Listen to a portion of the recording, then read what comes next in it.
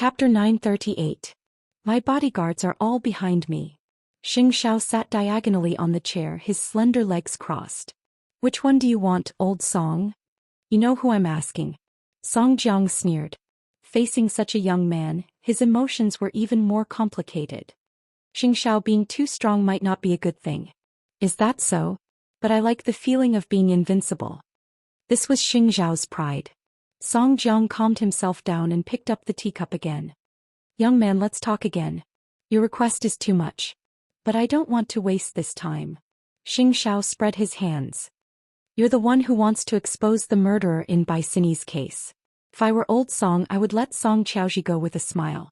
There were no traces of the murderer in Bai Sini's previous cases, but this time he has appeared. What did it mean to appear? Song Jiang only felt regret now. Doesn't Zhongting have anything to use against you? You can try, Xianxia said bluntly. Rules are made for people. No matter who it is, they have to do things according to the rules. But I don't like rules. I like to dominate everything. Then you might be disappointed, old Song. If it's up to your son, he might not be able to hold up the sky.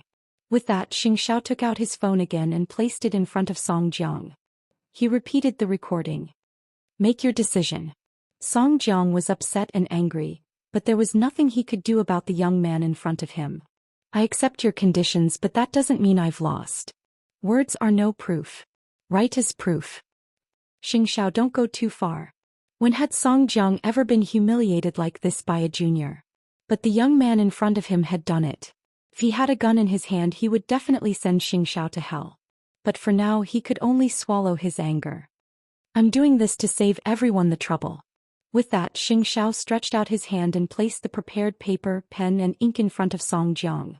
Song Jiang's face turned red and he was almost fuming. I'll settle this score with you sooner or later. Xianxia spread his hands again, indicating that he would be waiting for him at any time. On the other side, Su Che led the police and found the cave where the kidnappers had taken Song Qiaoji to. However, because Song Qiaoji had exposed the GPS on her, the two kidnappers took it. There are traces of blood inside. The two shouldn't have gone far.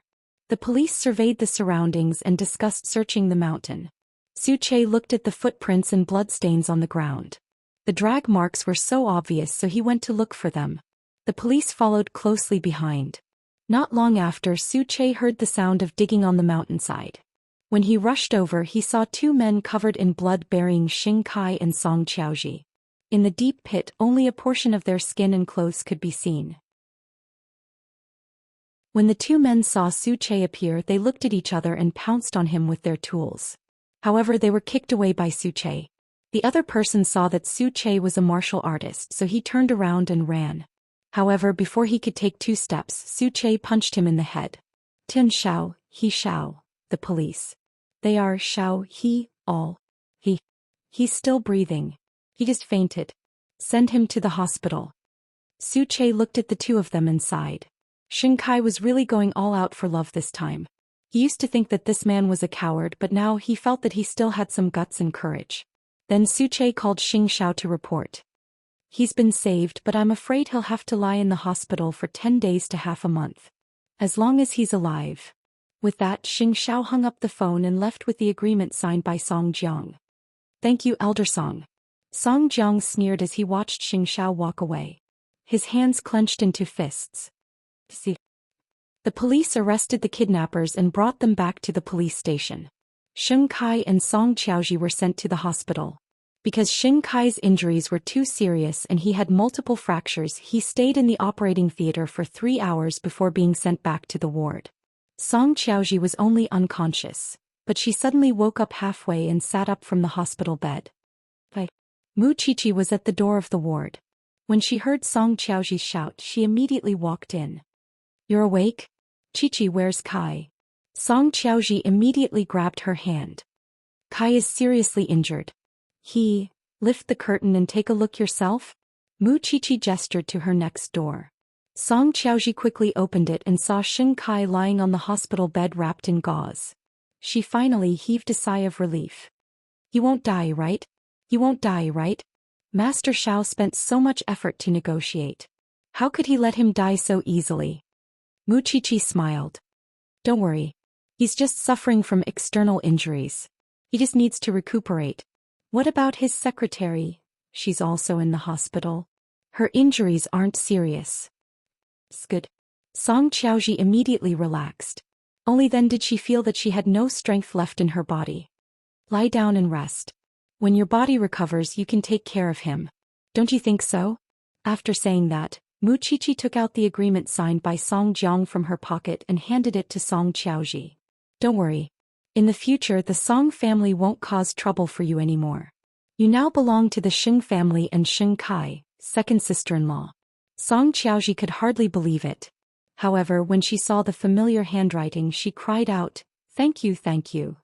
In the future, don't let your imagination run wild. Look at that man. He can do so much for you. Cherish the relationship between the two of you." Song Xiaoji turned to look at Xing Kai and nodded vigorously. "I know. The old man called and asked you to go back for dinner. However, with second brother's current condition, he probably won't be able to eat. I'll go eat for you. You guys can rest well in the hospital. Let's go." Sheng Zhao's voice suddenly came from outside the ward. Mu Qiqi responded and patted Song Xiaoji's shoulder. "Don't worry about your safety. There are bodyguards outside. Besides, Song Jiang also signed this. He won't dare to go back on his word for the time being."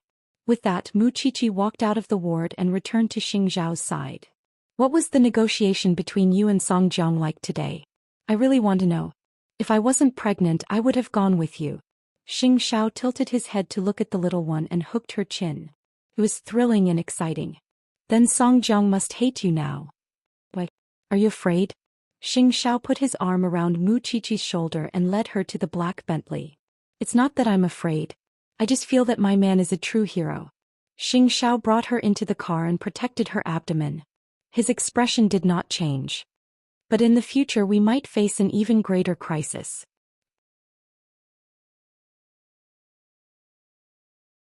Chapter 939. In the hospital, after Mu Qiqi left, the ward suddenly quieted down. When Song Xiaoji saw that there was someone guarding the door, she immediately felt relieved.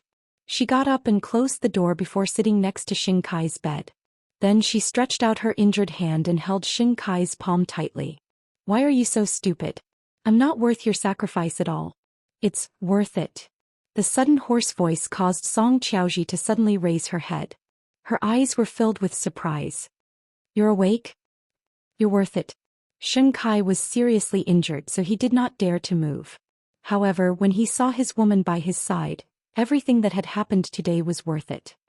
"I'll never leave you again, Akai. We'll never be separated again in this life." Song Xiaoji lay on Xing Kai's body and cried bitterly. "When you're better, we'll have a few children. Our family will be together forever." Xing Kai really wanted to raise his hand, but he didn't have the strength. However, the feelings in his heart were very complicated. He had a lot to say, but his body was too tired. That night, old Master Xing did not wait for Song Xiaoji and Xing Kai to return home for dinner. Instead, Mu Qiqi returned to the Xing family home. "Call second brother and little Song and ask where they are. It's already 9 o'clock. Why aren't they back yet? There has to be a limit to a date."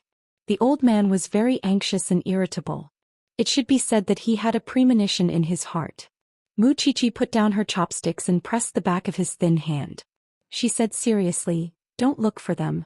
They won't be back for dinner tonight. They're in the hospital. However, I can promise you that in half a month they'll definitely come back to eat with you." The old man looked at Mu Qiqi. His lips moved, but he could not make a sound. Don't ask why. Second brother wanted to completely cut off his connection with the Song family, so he had to pay a price. Fortunately, all of this has been resolved. Mu Qiqi's expression was relaxed and there was no trace of worry. "So you don't have to worry." "Did eighth brother interfere?" Mu Qiqi nodded. There was no need to hide such things from the old man. The old man sighed and picked up his bowl and chopsticks again. "I've always wanted eighth brother to shoulder the burden of the Xing family. But now that he's done it, I can't bear to let this old bag of bones go. Fortunately, there's someone like you by eighth brother's side. I can be at ease." "What do you mean by stuff?" Mu Qiqi was unhappy. "You'll be an old man in the future. Eat by yourself. I won't accompany you." "Thank you, little seven." Grandpa Xing said from the bottom of his heart, Don't think that eighth brother can do anything. If you hadn't connected the family, eighth brother wouldn't have become the mature and steady person he is now. He changed because of you. Of course. Mu Qiqi looked smug. So you have to treat me better. After dinner, Xianxia returned to the Xing residence to pick up Mu Qiqi after dealing with Zhongting's matters. On the way back, Mu Qiqi looked at Xianxia like a little fangirl outside with a strong sense of obsession. If you keep looking at me, my clothes will burn, Xianxia reminded her as he drove. The old man thanked me just now. Although I've long forgotten those grudges from the past, I still feel a sense of accomplishment seeing him rely on me so much now. So, your wife is a charmer. After Mu Qiqi said that, she couldn't help but laugh. Xianxia did not cooperate with her performance. Instead, he said to her, when we get home later, you sleep first. I'll go to the Xin residence. Are you going to discuss something important with Dad again? Xianxia did not say anything. After the car stopped, he kissed Mu Qiqi's forehead and said, I have to protect you guys so that I can be a superhero, right? Go in yourself. Mu Qiqi nodded and consciously entered the house. Only then did Xianxia go to the Xin residence with peace of mind. Did you expose the old lady's matter to Song Jiang? So, I want to take a different path. Xianxia had come today to talk to Xin Jianchuan about this matter. The meeting between Song Jiang and I today is equivalent to signing a truce agreement. However, I have no intention of stopping the investigation into him. Moreover, the old lady can't be the initiator of the whole thing. Why? Xin Jianchuan asked. Because on the day she arrived in Jianchuan, I arranged for her to have a full body checkup. Today I received her checkup report. It's early-stage lung cancer. After hearing this, Xin Jianchuan was silent. After a moment he said, then she has to be treated. I've already made the arrangements, Xianxia replied. Xin Jianchuan nodded. Things are unpredictable in the world. I hope the old lady can recover. I promised Song Jiang that I would delete the recording on my phone, but Song Qiaoji and Sheng Kai still have the original copy. I will let Tang Yan study it because he can find the murderer of the series of murders from it. However, this matter can only be carried out in secret. Song Jiang hates you the most right now. Xin Jianchuan pointed at Xianxia and said, so you and Qiqi must be careful, especially Xiaoqi. She'll be giving birth in a few months. I don't want the Song family to seize the opportunity to cause trouble. That's also your life. You have to hold on tight. As for other matters, leave the education industry to me. Right now, a few big brands are integrating. It's more than enough to fight against Yashang Group. They won't have the chance. Xing Xiao gave Xin Jianchuan an answer firmly. At the Banyan courtyard, Mu Qiqi was soaking alone in the bathtub in her bedroom. The little thing in her stomach was growing day by day. Mu Qiqi could clearly feel her appetite growing by the day.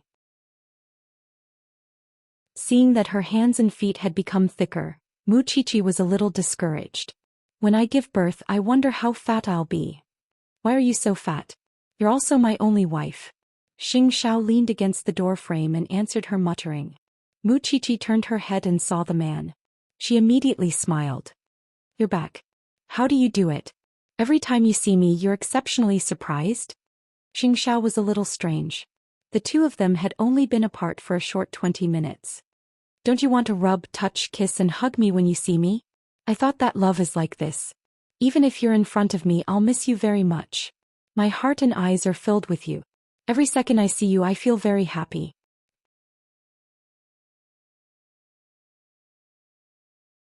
Chapter 940.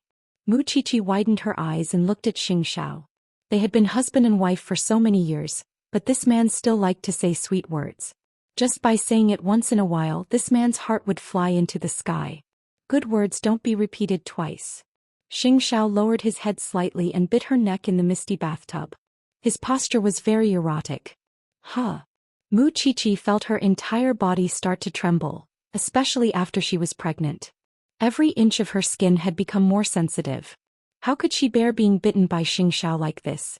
Xiao, I'm afraid of you. I'll say it, okay? Let go of me first. It's too late. Xing Xiao had long discovered that she was becoming more and more sensitive, so he had 1,000 ways to punish her. Mu Qiqi was afraid that he would be serious, so she quickly stopped him. Be careful. Don't hurt the baby in your stomach. I know what I'm doing. What was a sense of propriety? When Mu Chichi left the bathroom, she had already fallen asleep. Her face was still extremely red when she was in Xingzhao's arms. As a woman, when she loved someone, perhaps it was as the little thing had said. She wanted to see him all the time, kiss him, touch him, and say that she loved him countless times. This was a woman's mentality. As for a man, if he really loved someone, the most he would think about was sleeping with her. He would sleep with her in all kinds of positions, especially when he saw that she couldn't get out of bed. That kind of satisfaction made a man the most comfortable. However, as a member of the Xing family, this night was a happy and reunited one. However, as a member of the Song family, Song Jiang's expression was gloomy the whole day. Song Buji was deeply afraid that the old man would have a heart attack or a sudden cerebral hemorrhage, so he immediately advised, "A loss is a loss. Anyway, you don't care about Song Qiaoji. Just treat it as a greeting gift to the Xing family." Song Jiang slapped the wooden table. "You only know how to make sarcastic remarks. It's been 25 years. I, Song Jiang, have prepared for most of my life just to come back and cause trouble for the Shen family. It's to take revenge, not to be taken revenge on by others." "Then what way do you have to deal with Xianxia?" Song Buji asked him. There was no trace of anger in his expression. "Dad, it's not that I want to criticize you, but what have you done to vent your anger? Do you really think the police will give up on the investigation of those people at Chongrong Electronics? As long as there is new evidence, they can activate the contingency plan at any time. Don't provoke Xingxiao anymore. We need to stabilize our position in Jianchuan first." Uncle Song brewed a pot of hot tea and placed it in front of Song Jiang. "I've always thought that we were in an active position while the Shin family was in a passive position. But now I realize that it doesn't seem to be the case. Xingxiao seems to be plotting something. Didn't you notice?" When Song Jiang was reminded by his son, he immediately thought of the old lady of the Lu family. When Xingxiao made the deal with him, he had only mentioned it once. It was also because of this that Song Buji discovered the problem. "So, please don't come knocking on my door for no reason. There's still a long way to go before the transition. Be as calm as you have been in the past." After hearing his son's words, Song Jiang took a deep breath. He had indeed been agitated by Xingxiao. He had prepared for so many years and he was used to being a smiling Buddha. But now, because of a young man, he was pestering him endlessly. It was time for him to reflect. "You decide what to do in the near future. I need to go up the mountain to recuperate for a few days. Dad, don't forget that we have to prepare for something big." Song Buji reminded him that only by helping Deputy Liang get the position would he have the right to completely settle the Shen family. "Xingxiao already knows that we have Deputy Liang behind us, so don't contact him for the time being in case he catches anything. We have to get rid of this person. Otherwise, he'll be our biggest obstacle," Song Jiang instructed Song Buji before he left. "Dad, if you really can't handle it, invite Uncle Rong back." Song Jiang did not say anything and got up from his chair. Song Buji sat on the chair, drinking red wine as he watched Mu Chichi's past news. The little bride's birth was extraordinary. He did not expect her and her sister to be born with different fathers. The world was really big and there were all kinds of strange things. It was really interesting. Sheng Kai spent the next 10 days in the hospital. Fortunately, his injuries were recovering day by day. Old Master Xing knew that his grandson was in the hospital, but he did not go to see him because he did not want to feel uncomfortable. Therefore, he listened to Mu Chichi's words. He only needed to stay at home and wait for the two of them to come back for dinner. Half a month later, Sheng Kai was officially discharged from the hospital. When he was discharged, he called the old man and told him that he wanted to go home and have dinner with him. When the old man received the call, his eyes almost became moist. "Hurry up and come back. You've been out for so many days. Aren't you afraid that I'll be worried?" At 7 o'clock in the evening, Sheng Kai got into Su Che's car and brought Song Qiaoji back to the Xing family home. Just like the first time, the old man paced around the living room anxiously. As soon as Sheng Kai entered the house, he knelt in front of the old man again. "Grandpa, I'm unfilial. Will it still be like this in the future?" Sheng Kai shook his head. "I will always stay in the Xing family and by Grandpa's side." The old man waved his hand. Knowing that he was fine, he was completely relieved. "Come and eat. I'm already so old. What else do I have to look forward to?" Xing Kai held Song Qiaoji's hand and formally greeted the other members of the Xing family. Eldest brother, third brother and fourth brother were all abroad. Only sixth brother had stayed in the Xing family from the beginning to the end. He had also witnessed the changes in the Xing family over the years. Because of Xing Zhao's example, even if Xing Kai brought back the woman of his enemy, he would not be surprised. When they met, he would still call her second sister-in-law. Mu Qiqi and Xing Xiao entered the Xing family's door at 7 in the evening. This time old Master Xing was completely satisfied. In a while, let the butler take a photo of our family. It was rare for Mu Qiqi to see the old man so happy, so she said on behalf of her man, "Old man, now that second brother is back, shouldn't you let Xiao Xiao relax and hand Huang Yao over to second brother?" After hearing Mu Qiqi's words, the old man was stunned as he looked at Xing Xiao and Xing Kai. "I don't care." In the past, before Zhongting merged with Huang Yao, he arrived home on time at 7:30 p.m. With Huang Yao, he can only arrive home at 8:30 p.m. The time he spends with me is obviously much less. No one said anything. At this moment, Xing Xiao calmly said, "He has no choice. Everything has been arranged clearly."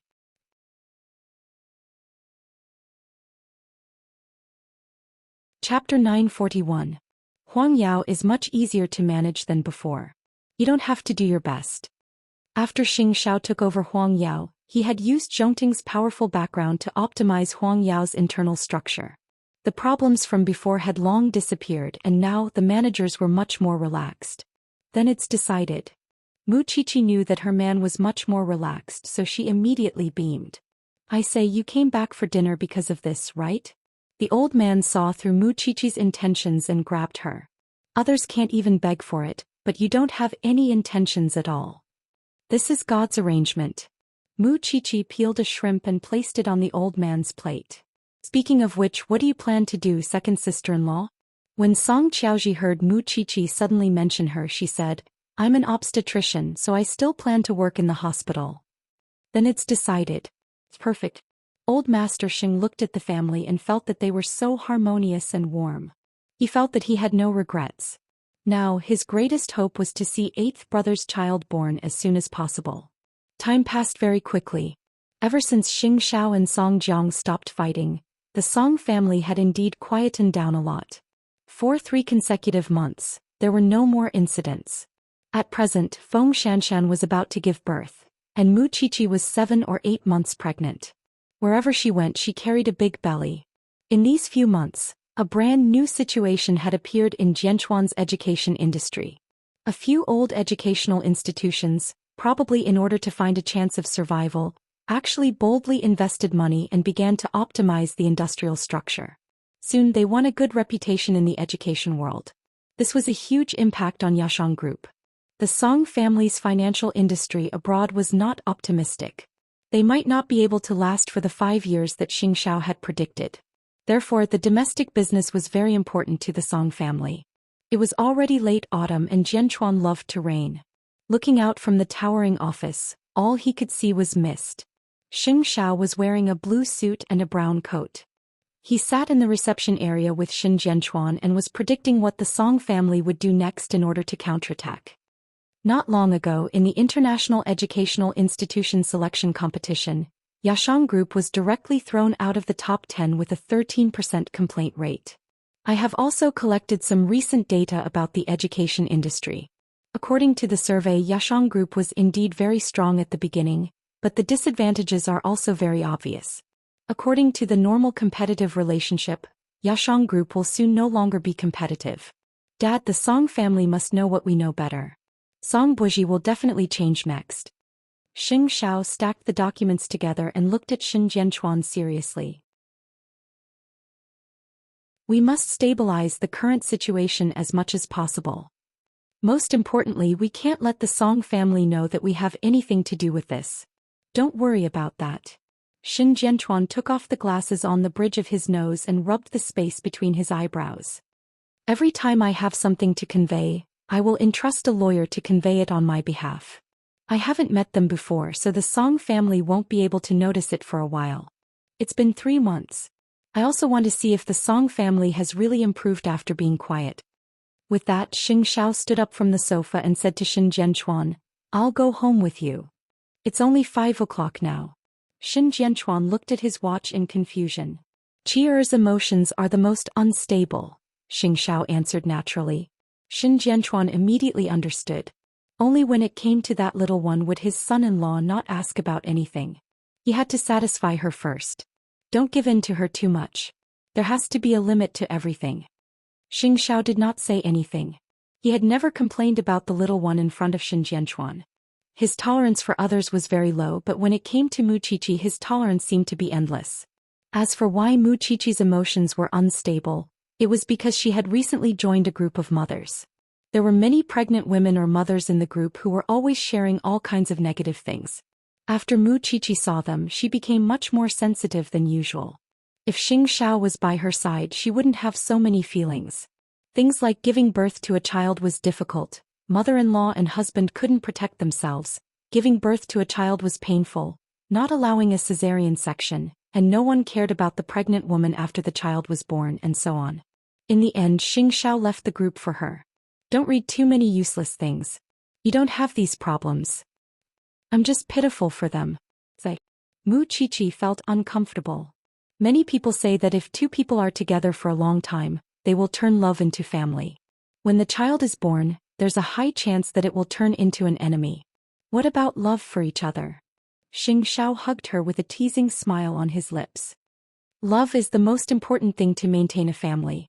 Xiao, anyway, I won't turn love into family in this life. Without love, how can I be called a partner? After saying that, Mu Qiqi lowered her head again and looked at her morning book. Xing Xiao had been listening to her nagging like this recently. Calluses were about to form in his ears. However, after hearing what she said just now, he was instantly satisfied. I know I've been a little frustrated recently because Xianxian's due date is almost here. I'm afraid. What are you afraid of? I'm afraid of pain. Mu Qiqi hugged Xing Xiao's hand with a pitiful expression. The technology for painless childbirth is very mature now. Don't be afraid. Xing Xiao comforted her. Then when the time comes, you have to accompany me to the delivery room. As the two of them were talking, Mu Qiqi suddenly hugged her stomach as if her body had been frozen. Xing Xiao propped himself up, but she immediately grabbed Xing Xiao's palm and placed it on her bulging abdomen. The baby is moving. Xing Xiao and Tang Yan had discussed Mu Qiqi's fluctuating emotions. In the end, they agreed that women in the middle and late stages of pregnancy were almost like this. However, when she was in the forensics laboratory, she was as calm as usual. I really want her to come out earlier. That way I can know if she's a boy or a girl and if she looks like you or me. Xing Xiao chatted with her like this every day. After coaxing her to sleep, he went to the study to continue working. Actually, this thing was very obedient most of the time, except that sometimes it would let its imagination run wild. The rain in late autumn did not fall much, but the cold wind was bone-chilling. And on this night, a murder case and a traffic accident happened in Jianchuan. Because the accident happened in the jurisdiction of the branch office, Tang Yan had no choice but to leave home in the middle of the night. The deceased's surname was Liu, and he was a key figure in the rise of the old education industry in Jianchuan.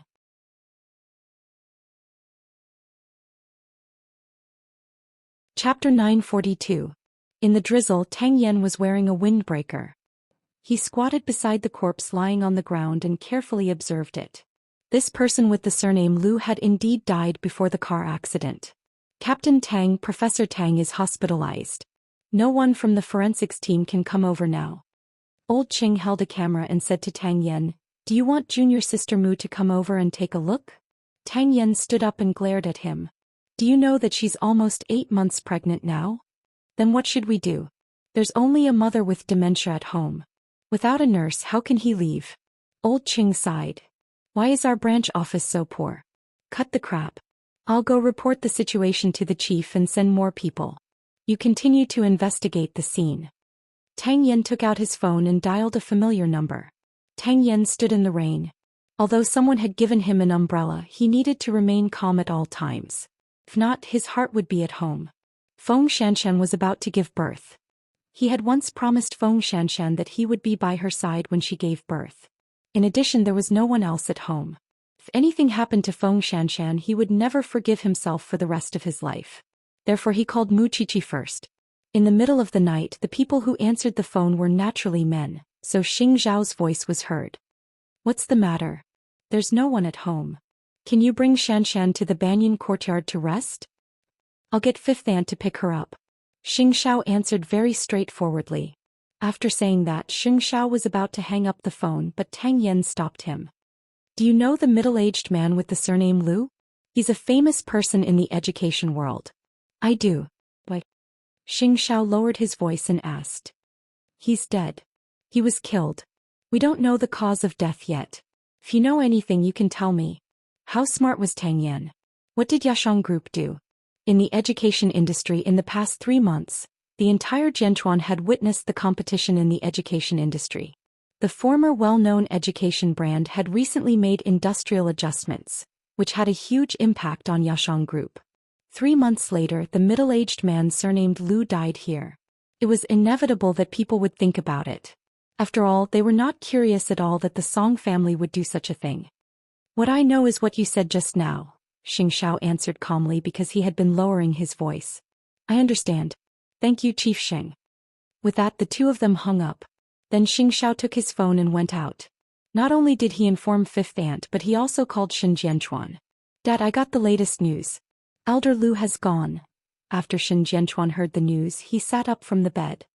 When did this happen? Not long ago. I'll go to the Lu family to understand the situation. We'll talk in detail tomorrow. Xianxia put down his phone and went to the living room. 20 minutes later, Fifth Aunt supported the pot-bellied Feng Xianxian into the living room of the banyan courtyard. Fifth Aunt, clean up the guest room. I might have to trouble you to stay here tonight. Xianxia stood by the handrail on the second floor and ordered. All right, Mr. Xing. Don't worry. Feng Xianxian knew that it was Tang Yan's idea to pick her up, so she did not refuse at all because she could not force herself now. She was due to give birth in a few days and Tang Yan was not at home now. If anything happened to her, no one could call for help. Miss Feng, this way please. Fifth Aunt happily led her to the guest room. Young madam is upstairs. She's sleeping soundly. You should rest early too. If you have abdominal pain, call me immediately. I'll sleep next to you. Fifth Aunt, you can sleep on the bed with me. Feng Xianxian felt a little apologetic. After all, Fifth Aunt was already so old. It's fine. I'm healthy. After Fifth Aunt said that, she carried the quilt to the imperial concubine's couch. Feng Xianxian watched as Fifth Aunt lay down and closed her eyes. However, she could not calm down and rest. She kept feeling that something had happened. She did not know how Tang Yan was doing at the murder scene. The bureau chief called a forensic doctor over for Tang Yan. Although it was already an hour later and the rain was getting heavier, in order to maintain the first scene, the people from the branch office set up a canopy on the spot. The entire road was temporarily sealed off. The female forensic doctor squatted in front of the corpse and observed it for a while. Finally, she told Tang Yan, it was indeed not a car accident. I already have some clues, but I can't come to a conclusion yet. I need to conduct an autopsy. So, after taking photos, send the corpse back to the laboratory. Thank you. Tang Yan did not even know what the other party's name was. He could only thank her briefly and continue investigating the traffic accident. If we want to figure out how this Lu died, we have to figure out his relationship with the driver.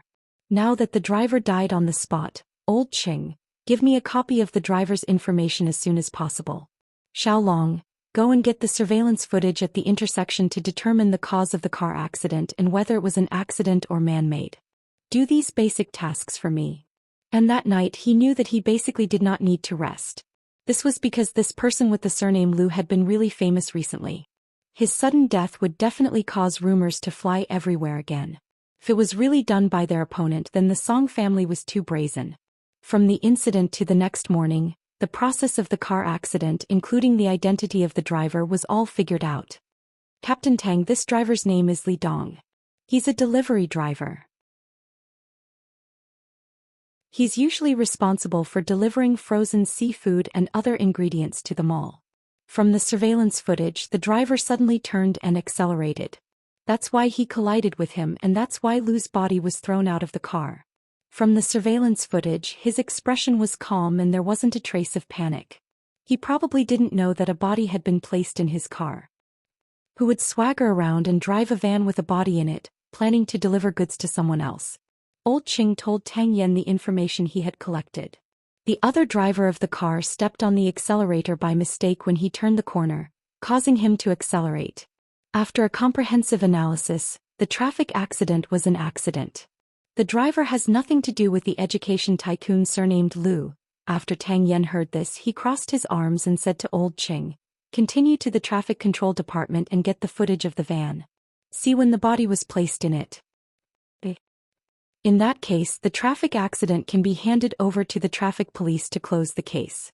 Xiaolong was quite happy.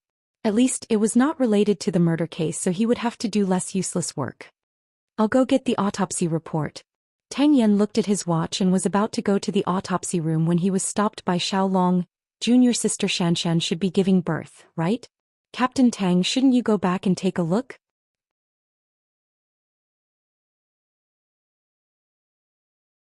Chapter 943. Then the forensic doctor gave him an answer. This middle-aged man was strangled to death. Look at his neck, the groove is obvious, level, uniform, and there is no sign of emptying. The edge of the groove is neat and the width is similar to that of a belt. Moreover, there are dandruff-like substances on his skin.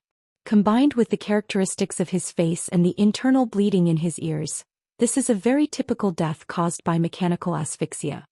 So, you might have a lot of work to do next. Tang Yan could only shrug helplessly when he received the autopsy report. It was 7 o'clock in the morning. Mu Qiqi did not see her man since she woke up. Instead, she saw Feng Xianxian downstairs, who was eating breakfast. She was shocked.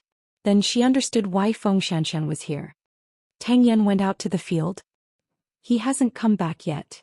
Feng Xianxian pursed her lips and took a sip of milk. I wonder if he can be by my side when I give birth. He has always been a trustworthy person. He definitely won't go back on his word. Don't worry. After saying that, Mu Qiqi sat down at the dining table with her belly propped up. However, she felt very uneasy not seeing Xing Xiao. Looking for your big CEO? He's out. Feng Xianxian saw her uneasiness and quickly answered, You really can't leave him at all. None of your business. Mu Qiqi snorted. Then she patted her belly and said, Why do I feel that I'm 8 months older than you who are almost 10 months old? I heard from the doctor that it's not easy to give birth when the child is too big. Mu Qiqi punched her. You're trying to scare me. Feng Xianxian immediately laughed. However, she only laughed a few times before she suddenly felt a wave of pain. Mu Qiqi looked at her rubbing her belly and immediately rolled her eyes. Stop pretending. Mu Qiqi did not believe in her drama. I'm really in pain. Feng Xianxian leaned back in pain. It hurts so much. When fifth aunt heard her shout, she immediately rushed out of the kitchen. Mama Xing followed behind her. When she saw Feng Xianxian's appearance, she immediately said, Send her to the hospital. She's about to give birth. Mu Qiqi immediately felt nervous. It was as if it was her turn to give birth. Soon the ambulance arrived at the banyan courtyard. Fifth aunt and Mama Xing followed. Mu Qiqi also wanted to go, but neither of them allowed it. Just stay at home and wait for the news. It's not convenient for us to take care of you with your big belly. Mu Qiqi struggled for a moment and finally nodded. All right, I'll call Captain Tang. He promised Xianxian that he would be by her side when she gives birth. Okay, don't worry. With that, Mama Xing and fifth aunt followed her out. Mu Qiqi held her phone and searched for Tang Yan's number. However, the call was always busy. He probably couldn't get away from it. If you don't answer the phone, you'll miss your son's birth. Mu Qiqi had no choice but to call Xing Xiao. Xiao, Xianxian has gone to the hospital. She's probably about to give birth, but I can't get through to Captain Tang. Can you help me inform him? I'm having a morning meeting, Xing Xiao answered. All right then. With that, Mu Qiqi hung up the phone. Xing Xiao took a deep breath and called Su Che in. He instructed him. Go to the branch office and look for Tang Yan. His son is about to be born. Su Che pointed at his own face in disbelief. Did he need to inform him about such a thing? After thinking for a while, Su Che turned around and immediately went to the parking lot to find his motorcycle. He then drove toward the Jianchuan branch office. In the hospital, Feng Xianxian was immediately sent to the delivery room to be examined by the doctor. However, the doctor only took a glance and said, The amniotic fluid has broken.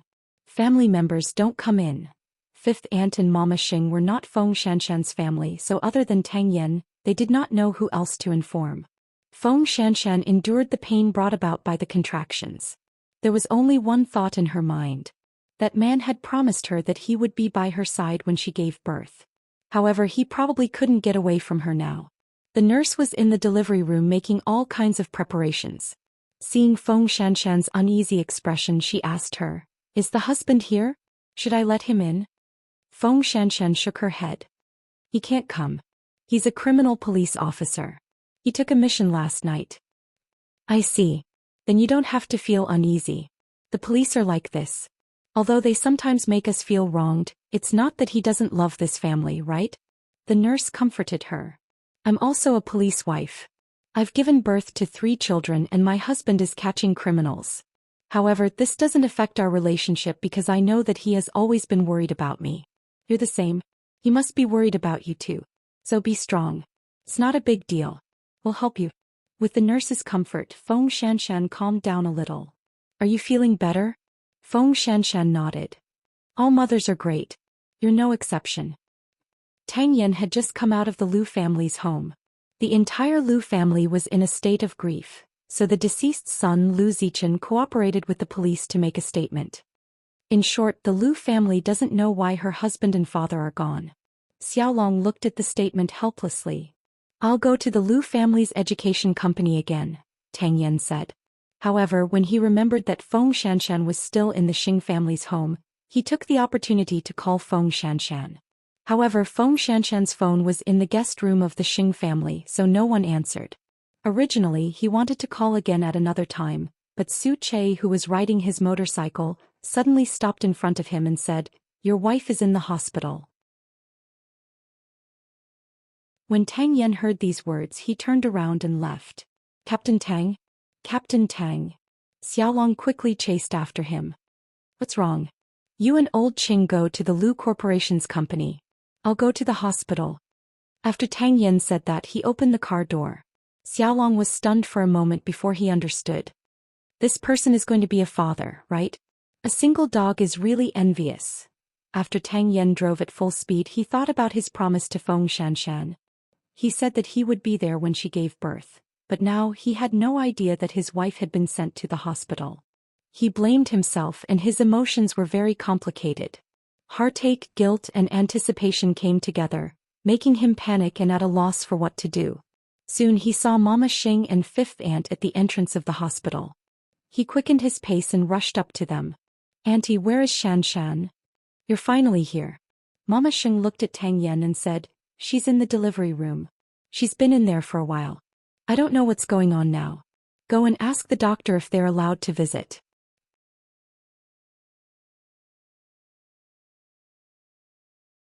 Chapter 944.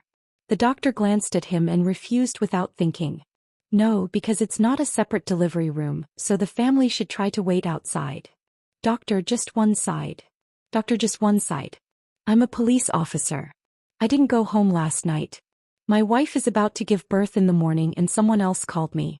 I'm still on duty, but I promised her that I'll be by her side when she gives birth. If I can't do that, I want to let her know that I'm here, okay?" This was the most sincere request from a man, a husband, and a police officer. After the doctor heard this, he turned around and asked his assistant, "Can you arrange it? After all, no one can reject such a husband." "I'll go ask." The nurse immediately entered the delivery room. A moment later, the nurse walked out again. "You can go in, but you only have 2 minutes.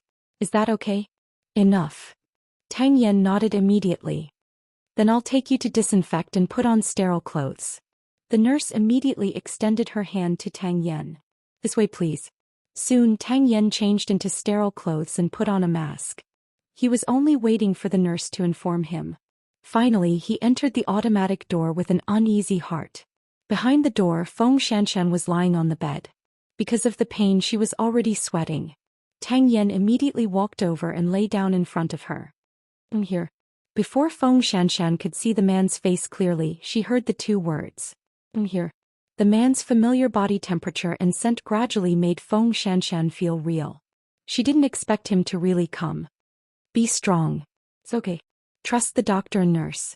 I'll wait for you outside. It wasn't until Tang Yen straightened up that Feng Xianxian saw the man's face clearly. His face was filled with anxiety. He was also very nervous. Go out. There are other pregnant women here. I'm fine. Feng Xianxian was satisfied and regained her composure. Because this was not a separate delivery room, they had to care about others.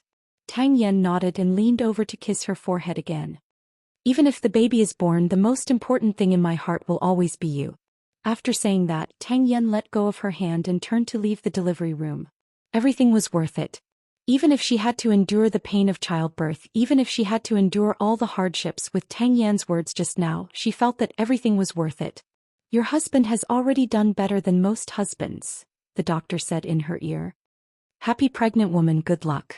Outside the door, Tang Yen had already taken off his sterile clothes and stood with Mama Xing and the others. Other than thanking them, he had nothing else to say. You're Jianchuan's godson-in-law, which means you're my godson-in-law. It doesn't matter if it's the Shen family or the Xing family. We also know your situation. You don't have any other relatives at home. You just need to let us take care of her, Mama Xing said to Tang Yen very gently. During this time, Tang Yan's phone rang non-stop. Go and pick it up. Tang Yan's heart was full of Feng Xianxian, so he was a little annoyed when he received a call from the police station. Even when his wife was giving birth, he couldn't have peace. Even so, he still picked up the phone. On the other end of the phone, old Qing reported to him. Captain Tang, I got the surveillance footage from the traffic control department. I know when Lu Zhao's body was moved into the van. Go back to the station first. We'll talk when I come back, Tang Yen replied. Okay. Old Qing hung up. Tang Yen put down his phone. However, a few seconds later someone else called. Tang Yen had no choice but to hang up and call the chief directly. Chief, I'm asking for leave. The murder case is now critical. Why are you asking for leave? You're not allowed to sleep. The chief firmly rejected Tang Yan's request on the other end of the phone. My wife is giving birth. I don't have any relatives by my side. Tang Yan's voice was a little choked. Please take charge of the situation for the time being. The chief was stunned for a few seconds before he calmed down. Stay in the hospital and accompany your wife. I'll handle this. Thank you, chief. In the banyan courtyard, Mu Qiqi paced back and forth in the living room anxiously. She didn't know if Feng Xianxian had successfully given birth or if Tang Yen had gone to the hospital. She wanted to call Mama Xing, but she didn't want others to be distracted at this critical juncture. However, when it was almost noon, Xianxia returned home from Zhongting, bringing with him a cold wind. Mu Qiqi quickly went over. Why are you back? They're all in the hospital. You need to take care of them too. Xianxia put down his coat and changed into black slippers. Xiao, did Captain Tang go to the hospital? Mu Qiqi chased after him and asked. He's there, so it's not your turn to worry. Xiao helped her sit down on the sofa. Good. Mu Qiqi finally heaved a sigh of relief. I really can't imagine how painful it will be to give birth. Xiao turned to look at her and then at her bulging abdomen. It had been 8 months. There were still 2 more months. He should be the one who was nervous. It's not as exaggerated as you think. Don't scare yourself. I don't believe that you won't be nervous when the time comes. Mu Qiqi pierced through the man's calmness and hammered his chest again. After lunch, Mu Qiqi calmed down. Even though she was very anxious, she couldn't resist the sudden sleepiness. She could only go back to her room and lie down. She instructed Xiao to inform her immediately if there was any news of Feng Xianxian. A moment later, Shen Jianchuan arrived at the Shen family's home. The father-in-law and son-in-law went to the study. I went to the Lu family to find out about the situation. Lu Zhao disappeared after work that night. No one knows where he went. I'm afraid we'll have to wait for the police to investigate. Who will be in charge of the Lu family in the future? Xiao sat on the chair and continued to ask. His son Lu Zichen. Shen Jianchuan frowned and answered, this kid is very capable. He doesn't lose to his father at all. However, what I'm afraid of is that if this matter has something to do with the Song family, then Lu Zichen might become the Song family's next target. If this matter really has something to do with the Song family, I'll go see him, Xiao said seriously as he looked at his father-in-law. If this was caused by the Song family, Then he was also responsible for Lu Zhao's death. Eighth brother, this has nothing to do with you. That's settled then. Xin Jianchuan nodded and didn't say anything else. After all, this wasn't what he wanted to see. If this was really the Song family's doing, then he had to make the Song family pay with their blood. At 12:30 p.m. With a loud cry, Feng Xianxian and Tang Yan's child was finally born. As Song Qiaoji had expected, it was a little boy. The child was quickly carried out by the nurse. Mama Xing and fifth aunt quickly went up to him. However, Tang Yan kept poking his head into the delivery room because he was most concerned about Feng Xianxian's condition.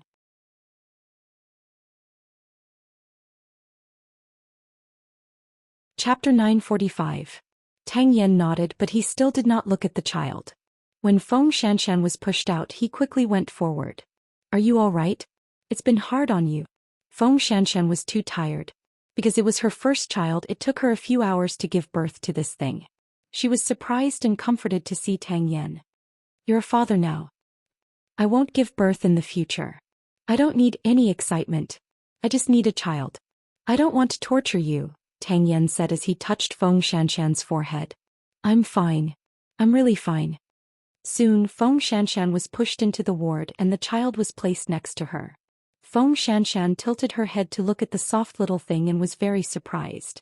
It was still in her stomach yesterday, but it had already come out today. He had finally come to this world. This was her and Tang Yan's child. Xiao Tang hugged the child and let him familiarize himself with daddy's scent. Mama Xing looked at the child and said happily as if she really had a grandson. I don't know how. Tang Yan was afraid that he would hurt the child if he was too strong. I'll teach you. Feng Xianxian lay on the bed and watched Tang Yan being tortured by Mama Xing and Mama Xing. She felt that the scene was very funny, but at the same time it was also very warm. However, soon the chief called again. It's time to return. Feng Xianxian saw him holding his phone and putting it down again. She knew that he was still on a mission, so she said to him, You can go.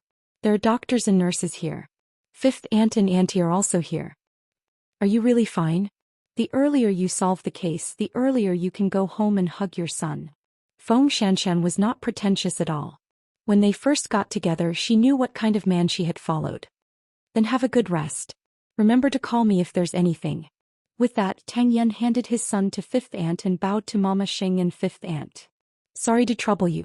Go. Mama Xing waved her hand. When you come back, remember to give your child a nice name. 3:00 in the afternoon at the Song family. Seeing Lu Zhao's death being broadcasted on the news, Song Jiang watched the television while celebrating with his friends.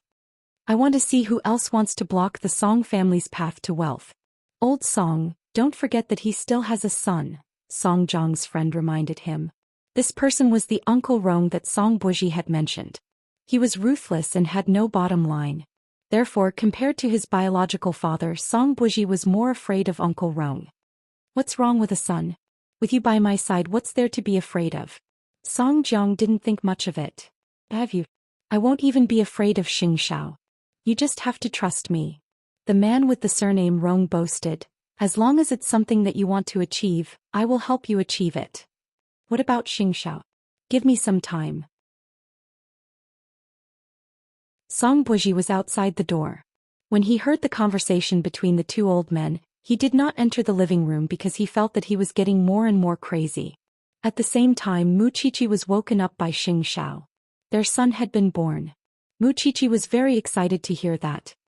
Then can I go to the hospital to see them tonight? Muqiqi's face was full of anticipation. Thinking about it, her best friend had become a mother and she would be the next. Now she had a stomach full of questions waiting to ask Feng Xianxian.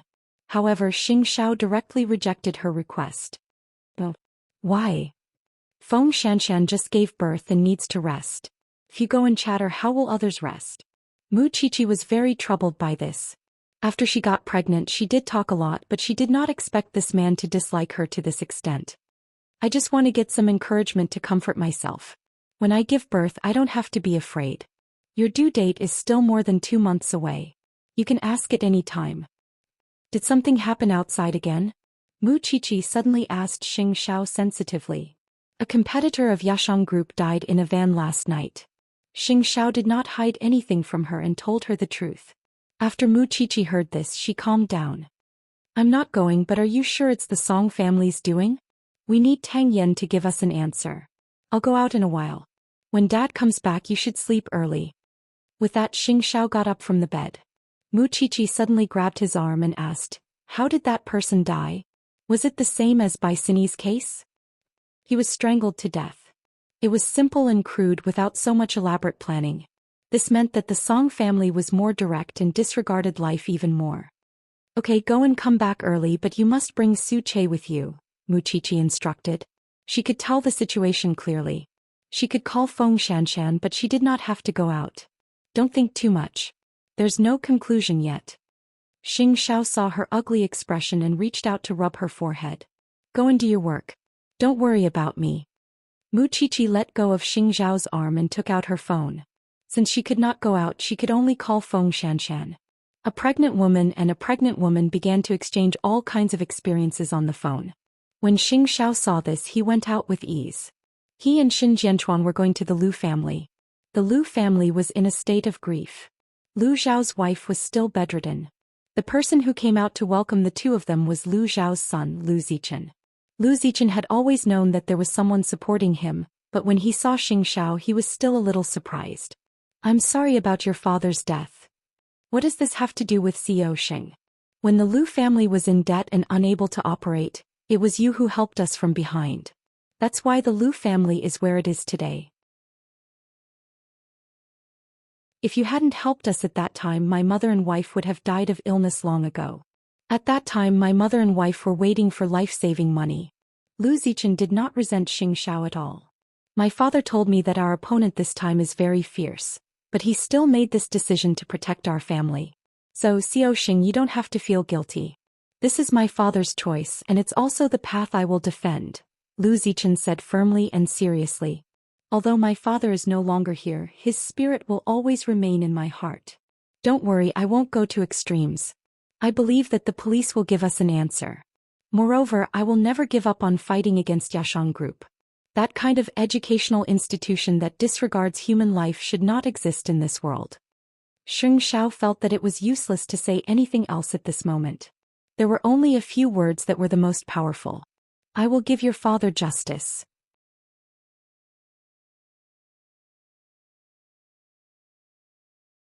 Chapter 946. After coming out of the Lu family, Xianxia remained silent. When Xin Jianchuan saw this, he patted his shoulder and said, "Eighth brother, you're not a god. There's no need for you to bear such a heavy burden." No, I'm just thinking about something. This time the Song family's way of doing things is very different from before.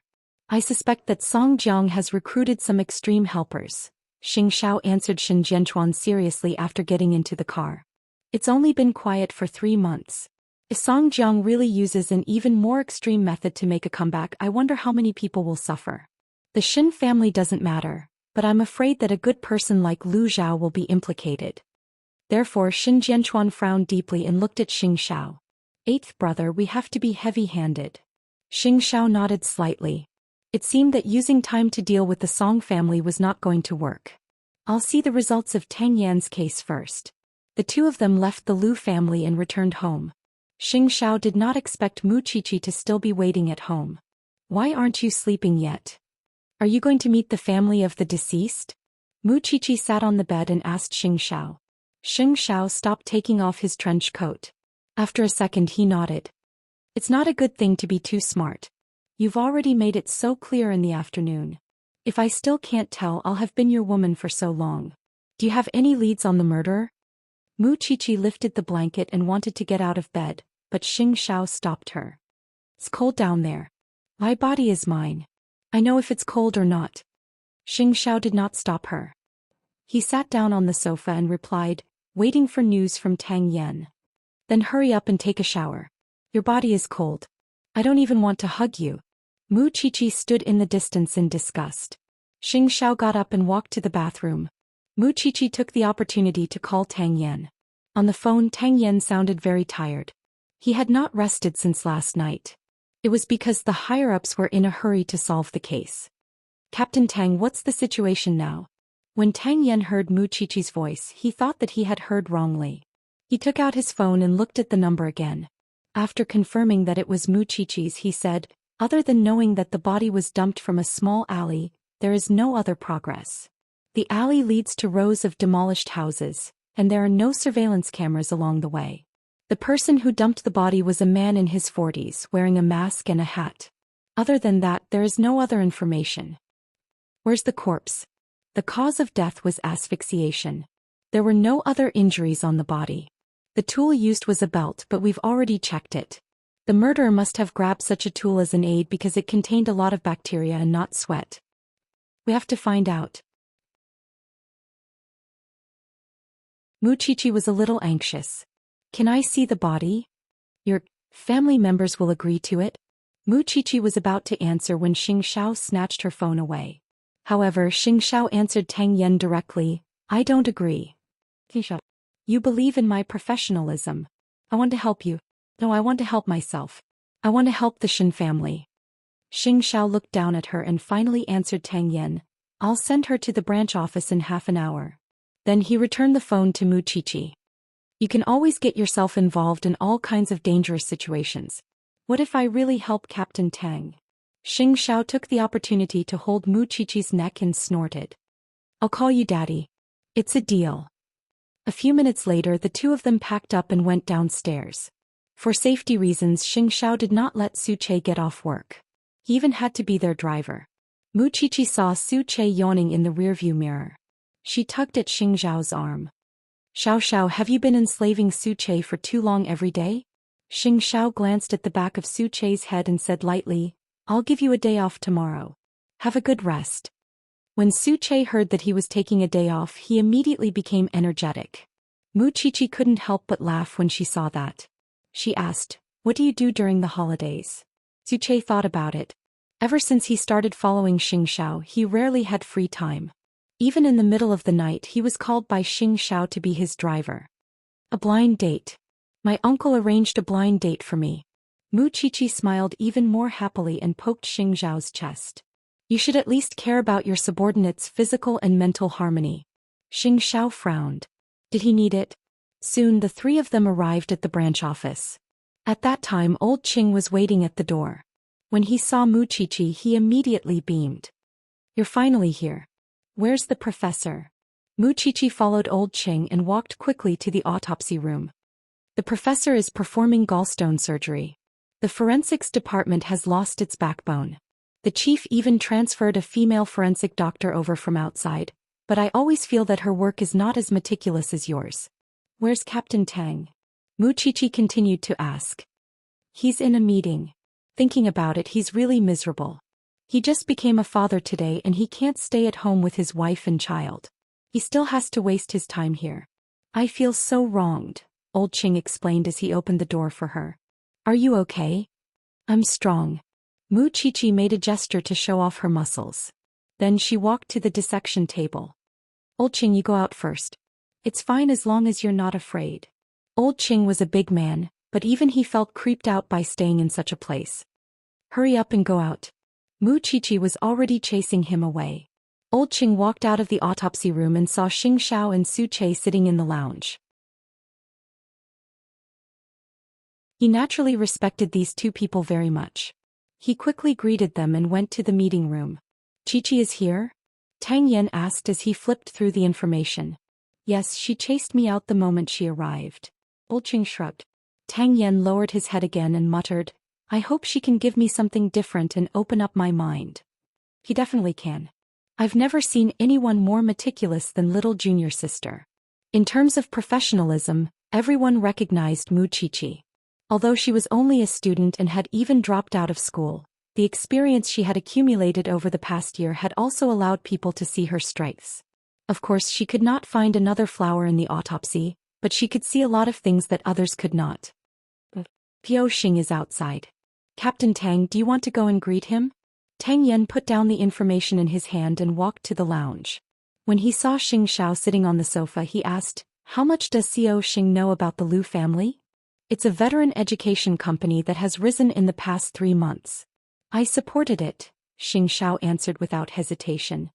"To fight against Yashang Group."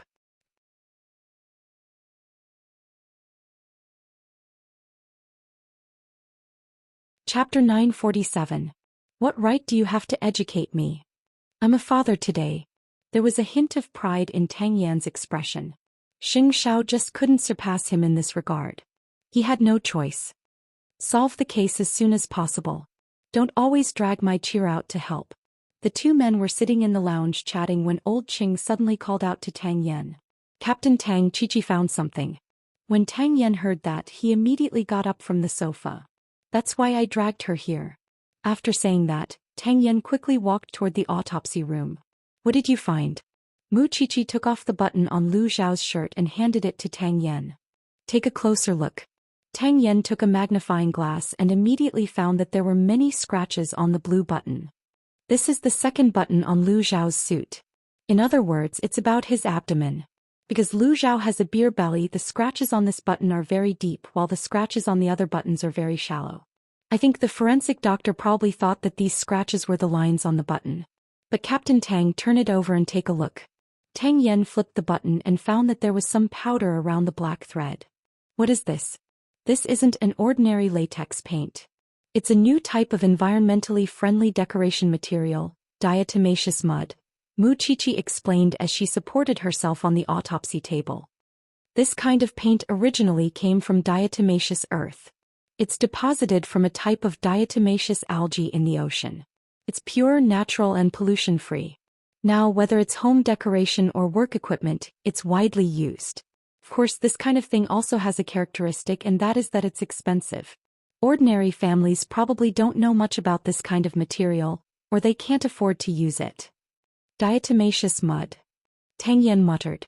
In addition, I carefully tested the composition of Lu Zhao's clothes and found traces of diatomaceous mud, but only a small amount. Mu Qiqi handed the clothes to Tang Yan and said, so, according to my analysis, Lu Zhao was pressed against a wall decorated with diatomaceous mud and strangled from behind. In other words, there must be traces of friction between the button and the wall on that wall. After listening to Mu Qiqi's analysis, Tang Yan immediately thought of the information they already had.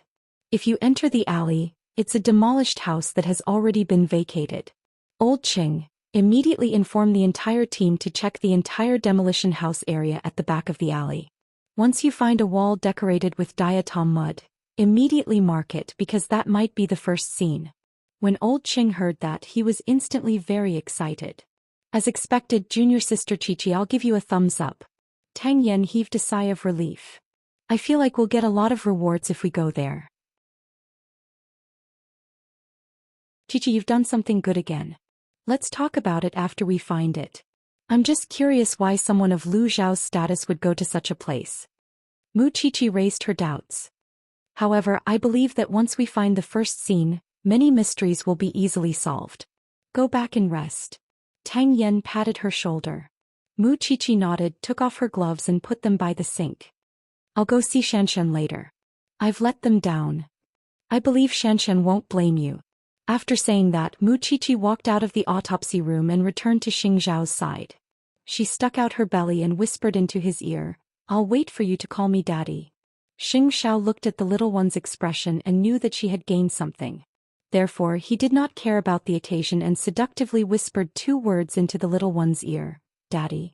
Mu Qiqi's face instantly turned red. Her ears were red and perky and it was so numb that it gave people goosebumps. Are you satisfied? Mu Qiqi was afraid that others would see her blush, so she quickly grabbed Xing Zhao's hand and said, let's go. Send me to the hospital. Since she was already out, she could take the opportunity to see the pregnant woman. Moreover, Mama Xing and fifth aunt were in the hospital now, but her friend was hers. She felt very sorry. Xianxia hugged her and looked at the little one with a gentle smile. It seemed that he really could not underestimate this little one's ability. Soon the police were dispatched. Tang Yan personally led the team and went to the pitch-black demolition house at 10 o'clock in the night. Without any results, no one could rest that night. Mu Qiqi also arrived at the hospital with Xianxia accompanying her. In the ward, Feng Xianxian was feeding the baby, so Xianxia was waiting outside the door. Feng Xianxian was a little surprised to see Mu Qiqi. What time is it? Aren't you sleeping? I've already unloaded the goods. It's still early for you. You're not obedient. I went to the forensics laboratory, so I came to see you. Muqiqi leaned over and saw the babbling little baby in her arms. She was instantly confused by how cute he was. Isn't he too cute? Has he been named? Tang Yan hasn't had the time to name him. At this point, Xianxia could not hide her disappointment. But after a moment she adjusted herself. It's okay. He should be resting tomorrow, right?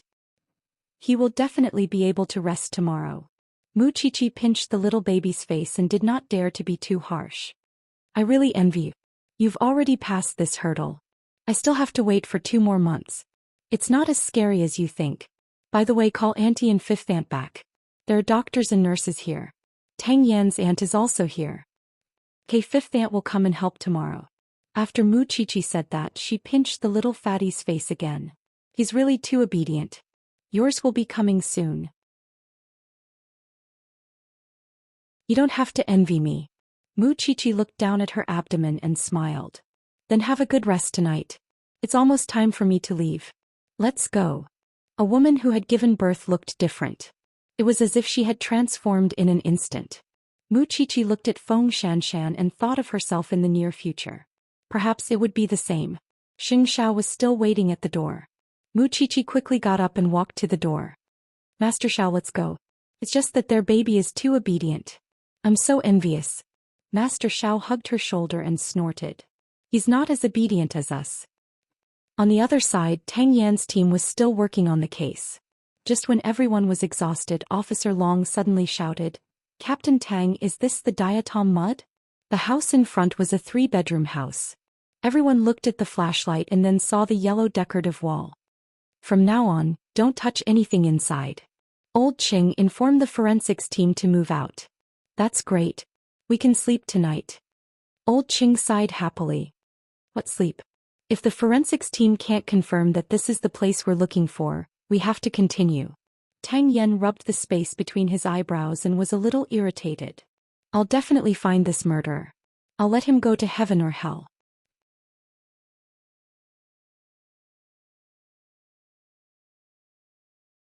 Chapter 948. Due to the lack of manpower in the forensics department, the chief borrowed a group of people from another team. Everyone started working in the middle of the night and started a detective investigation in the 3-bedroom house. In a short while they made a new discovery. Captain Tang, is this the mark you're looking for? The mark of the friction of a button? At the entrance, the forensic doctor found some suspicious scratches. Tang Yan bent down to take a look with the flashlight and then heaved a sigh of relief. This is the first scene. Everyone, don't destroy anything at the scene now. Captain Tang, there's a new discovery. There were footprints in the bathroom. Extract physical evidence and test the luminol reaction. As long as there was a breakthrough, the possibility of solving the case would be very high. Everyone busied themselves in the demolition house for another 2 hours. Finally, all the physical evidence was collected. After that, the group of people left the demolition house. Tang Yan walked at the front and said to the field team, Old Qing, bring the physical evidence back. Test what needs to be tested and verify what needs to be verified. We'll have a meeting at 7 tomorrow morning. The rest of you change shifts and rest. Got it, Captain Tang. Song Jiang would never have thought that Tang Yan would find a lot of evidence this time. He would not allow him to fool around like he did with Bai Sini's cases. 3 o'clock in the morning. Tang Yan drove to the hospital. He thought that Xianxia and the baby would be asleep. However, through the glass of the ward, Tang Yan saw that Xianxia was still breastfeeding the baby. She leaned against the wall with her head tilted tiredly. It was obvious that she was extremely sleepy. No one told him that it was not just hard for a woman to be pregnant. After giving birth, she thought that she would not be tortured anymore. In fact, this was the beginning of the torture. A newborn child had to drink milk every few hours. Although the mother's milk was swollen, she could still suck it out to store it. However, the baby was so young. As a biological mother, the mother could not abandon it. Tang Yan looked at it for a while, gently pushed the door open and walked in. Seeing that Xianxia showed no signs of waking up, he reached out to support Xianxia's head. The little thing in her arms might have seen its father appear, so it forgot to drink milk. It opened its eyes wide and looked at Tang Yan. Suddenly, the pain in her chest disappeared. Xianxia opened her eyes with difficulty.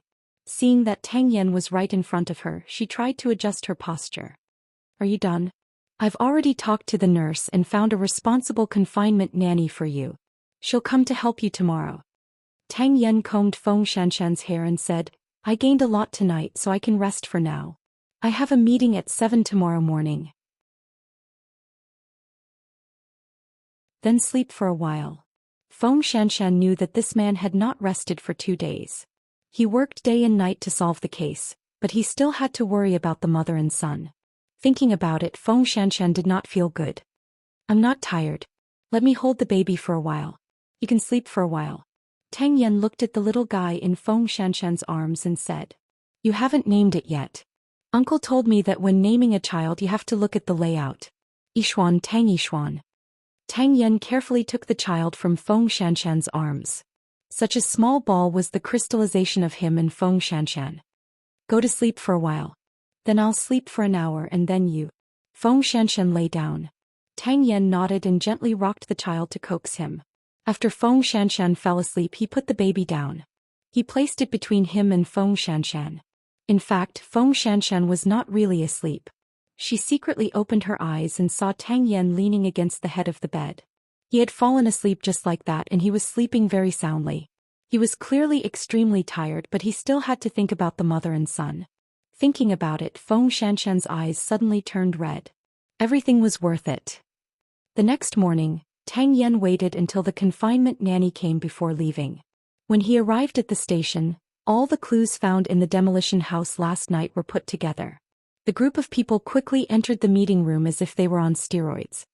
Captain Tang, according to the test report, the friction marks left on the diatom mud wall were indeed caused by the buttons on Lu Zhao's body. The test results are consistent. Officer Long was the first to speak. So, the demolition house is the first crime scene. At the crime scene we found a total of 3 sets of footprints. We took them to compare. One of them was a shoe size 40 which matched Lu Zhao's. The other was a shoe size 36, which was a woman's footprint.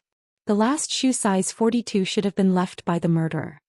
In addition, we also found the murder weapon in the trash at the scene.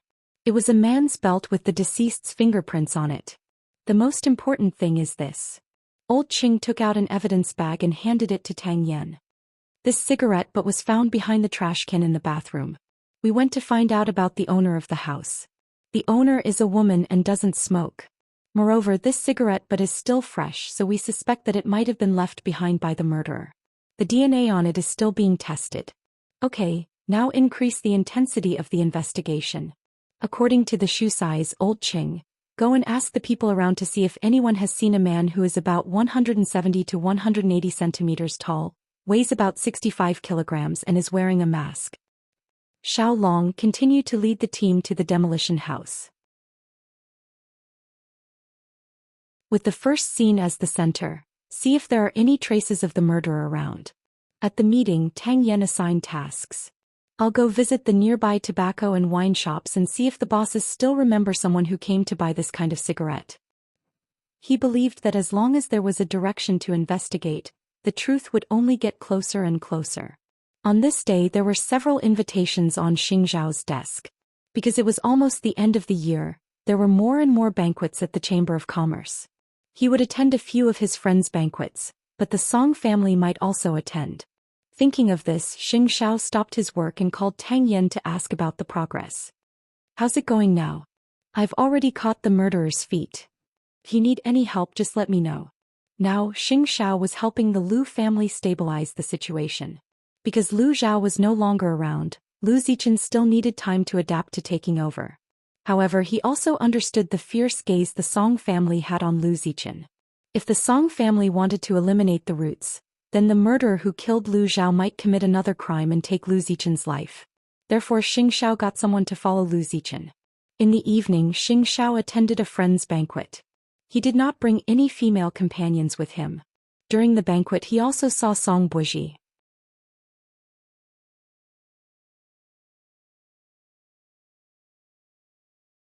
Chapter 949. Xiao Xing is leaving just like that? Xing Xiao adjusted his black coat and did not reply to Song Buji. How did I offend Xiao Xing again? I just want to communicate with people. After all, I can't compare to your Song family's madness. You know better than me why Lu Zhao died. Don't you think it's boring to turn Jianchuan into a bloody mess? Xianxia asked Song Buji.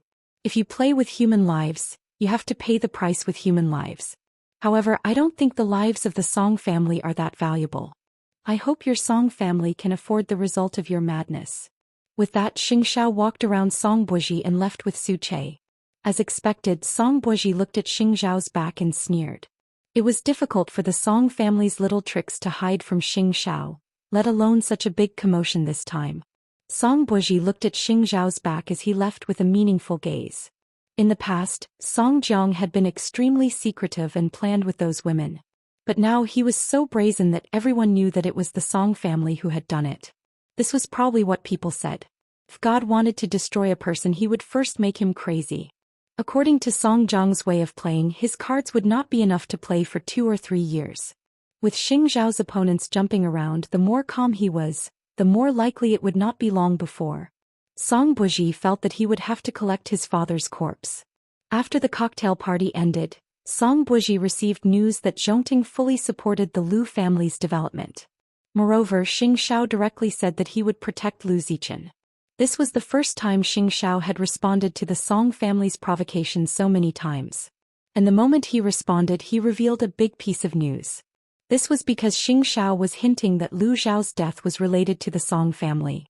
Thinking about the lives of Chongrong Electronics, the outside world had a tacit understanding. The Song family was definitely not a decent businessman because it involved human lives. Lu Zichen was placed in the spotlight just like that. Who else would dare to make a move? Xingxiao did not believe it. Song Jiang quickly received the news. Previously, the Song family had provoked him so much, but Xingxiao did not express anything on the surface. Therefore, Song Jiang had always been testing Xingxiao's bottom line. This time, Xingxiao had directly expressed his stance. He could not do anything to Xingxiao for a while. No, it was not the first time he had run into a wall in front of Xingxiao. Old Rong, it looks like we won't be able to touch the rest of the Lu clan for a while, right? No, we have to move to prove that this has nothing to do with us. The man sitting next to Song Jiang had a deep smile on his face. The police are investigating very closely. However, even if they find out, it's useless because I've already found a scapegoat. The older, the wiser. Song Jiang was very satisfied with this result. This time, Song Buji was still outside the door listening to the two old things' crazy discussion. However, this time Song Jiang noticed the shadow on the ground. Buji, why are you standing at the door? Come in. After Song Buji heard this, he walked in and showed a rare respect. Dad, Uncle Rong. Buji, you're your father's hope. Cheer up. Don't be afraid. Uncle Rong is planning everything for you. Song Buji was indeed playful and ruthless. However, he felt that the two of them had been playing with fire recently. Right now he was thinking about whether he should protect himself or not. What did the hatred from more than 20 years ago have to do with him?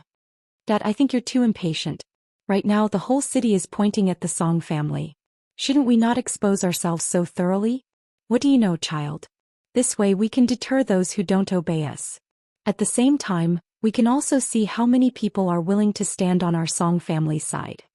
Song Buji almost rolled his eyes. This was already a society ruled by law. They could still wander in the gray area by doing dirty things behind their backs. Why were they so brazen now? No wonder the Song family was about to be wiped out 25 years ago. Child, with your Uncle Rong here, just wait for the show. Since the two of them were so stubborn, he wouldn't be the lobbyist. Although he was the one who suggested inviting Uncle Rong back, he deeply felt that power had changed people beyond recognition. Tang Yan's side had made great progress. After the efforts of several parties, they had successfully locked onto the suspect. He was a single man in his early 40s. However, at the same time, Feng Xianxian stayed in the hospital and felt that someone was watching her. After all, she had been a forensic assistant for a long time. Feng Xianxian had this sensitivity. She was afraid that someone was seeking revenge, so she called Tang Yan. The person who was seeking revenge had already been killed on the spot. If he could still appear around Feng Xianxian, he might be the murderer of the Lu Zhao case. Therefore, Tang Yan immediately sent Xiaolong over to guard Feng Xianxian's ward in plain clothes. After Xiaolong was in place, Feng Xianxian was relieved and took care of the baby in peace. This was a hospital and people came and went. Even at night there were many doctors and nurses. She was rarely alone. If this person was here to seek revenge on Tang Yan, then it would be even better. At least this person would not stab Tang Yan when he was handling the case. Xiaolong could tell that Feng Xianxian was very brave. As the wife of a police officer, she was very conscious. At night, Tang Yan went to take over Xiaolong's shift. When he saw his wife and child, he hugged them tightly. I will do my best to protect you and your child. I'm not afraid, Feng Xianxian replied. Feng Xianxian replied, I've long been prepared to face danger when I'm with you. But you know that I don't like to be threatened. So, when the time comes, no matter what choice I make, you have to believe me. Of course, I hope that I'll never meet such a day. We'll go home tomorrow. Tang Yan kissed Feng Xianxian's forehead. I'll be more at ease with you at home. Got it. Go and do your work. You really don't have to worry about me. Tang Yan glanced at Feng Xianxian and kissed his son's head. Then he told the confinement nanny to take good care of Feng Xianxian. After leaving the hospital, Tang Yan went straight to the hospital's surveillance cameras. He wanted to confirm if the murderer had really appeared around the hospital. However, he did not expect to find the man wearing a mask in the hospital's surveillance cameras. When Xiaolong saw it, he was so scared that he broke out in a cold sweat. To think that junior sister Xianxian was so calm. Is the murderer here to show off? Is he really not afraid of being caught? Because of Xiaolong's words, Tang Yan suddenly frowned. Throwing the body in the van was a provocative act in itself. Now that the murderer had openly appeared here, other than provocation, there was another possibility. It was to divert the police's attention.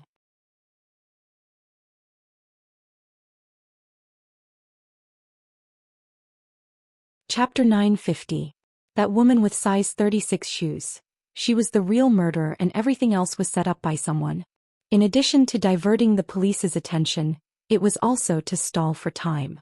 This way the murderer could achieve his goal of toying with the police. Xiaolong continued to guard here and protect Xianxian. I'll go back to the station first. Tang Yan suddenly turned to Xiaolong. But Captain Tang, I'm afraid. I can't protect junior sister Xianxian.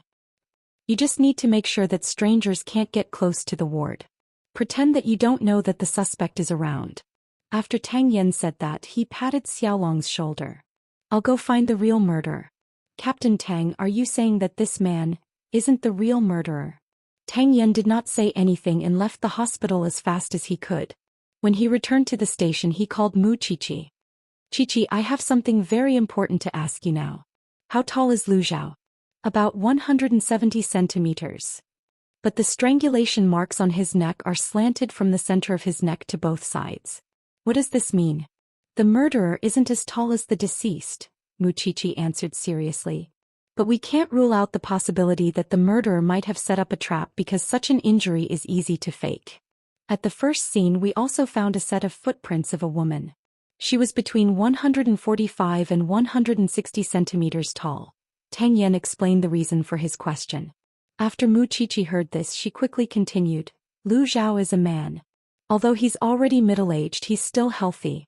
To strangle him to death without any struggle, we didn't consider a woman, but we can't rule out the possibility that the woman is a fitness enthusiast, or that she knows boxing and fighting skills. My suggestion is, Captain Tang, you can go to the scene again. With a new perspective, you will definitely gain a lot. Of course, if you can bring me along, that would be even better. When Tang Yan heard her last sentence, he rejected it without thinking. Your family will never agree this time. Mu Qiqi put down her phone and secretly looked at Xiao, who was sitting at the side reading documents. He was serious and had no intention of looking at her at all. He was busy. Xiao, Captain Tang has something to tell you. Mu Qiqi took the opportunity to throw the problem to Tang Yan. Xiao looked up at Mu Qiqi. Instead of answering the call, he asked her directly, Do you think I'm deaf? I heard everything you said just now. Mu Qiqi was stunned for a moment. She felt that she was really stupid when she was pregnant. There are new developments in the case. You also want to solve Lu Zhao's case as soon as possible, right? You're 8 months pregnant. With you and Captain Tang here. Mu Qiqi said seriously, It's not that I have to work on this case, but I want to contribute. The Song family is now attacking the people around us. Soon it will be our turn.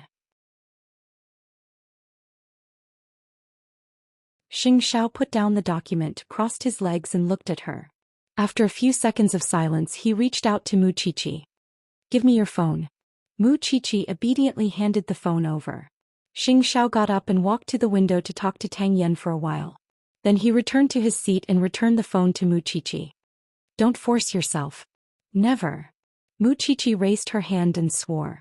However, Xianxia did not believe her at all. It's really useless to see you swear. Even so, Xianxia still brought Mu Qiqi, who was wrapped tightly, out the door. On the way, Mu Qiqi looked at Xianxiao's side profile. His eyes flickered in the mottled light. Although you didn't say anything, I know that you've taken responsibility for Lu Zhao's death. In your heart, you want to catch this murderer as soon as possible and give the Lu family justice more than anyone else. Your public statement in support of the Lu family is the best evidence. Xiao, I don't have to put myself in danger. I just feel that I can really help with this matter. That's why I asked you to bring me out. This is my domain. Let me protect you. Is that okay? After hearing Mu Qiqi's words, Xianxia suddenly laughed. Then you have to protect me, you little thing who doesn't know the immensity of heaven and earth. You're looking down on me. Regardless of whether Mu Qiqi had the ability to do so or not, Xianxia felt that the fact that she could say such words had convinced him. Soon the three of them gathered at the scene of the murder. As they were in a demolition building, there was no electricity, so Tang Yan prepared a flashlight for the two of them. It's very messy here. Please protect Mu Qiqi well. Don't fall, Tang Yan reminded him. Everyone in Jianchuan knew how precious this person was. If anything happened to him here, Tang Yan felt that he probably wouldn't be able to live anymore. Xianxia supported Mu Qiqi, and Mu Qiqi was also very careful. From the moment she entered the crime scene, she had been very cautious. She had been listening attentively to Tang Yan's description of what had happened on the wall. This is the place where Lu Zhao died. Mu Qiqi squatted down with Xianxiao's support and carefully observed her surroundings. What are you looking for? If it's really as you said and a woman was involved in this case, then under such intense movements her hair should have fallen off. Mu Qiqi picked up a long red hair from the ground. Have the forensics team confirmed it? Of course they've confirmed it. This hair belongs to the original owner of this house. After Mu Qiqi heard this, she stood up with Xianxiao's help. Master Xiao, help me walk around. The two of them wandered around the house with the flashlight.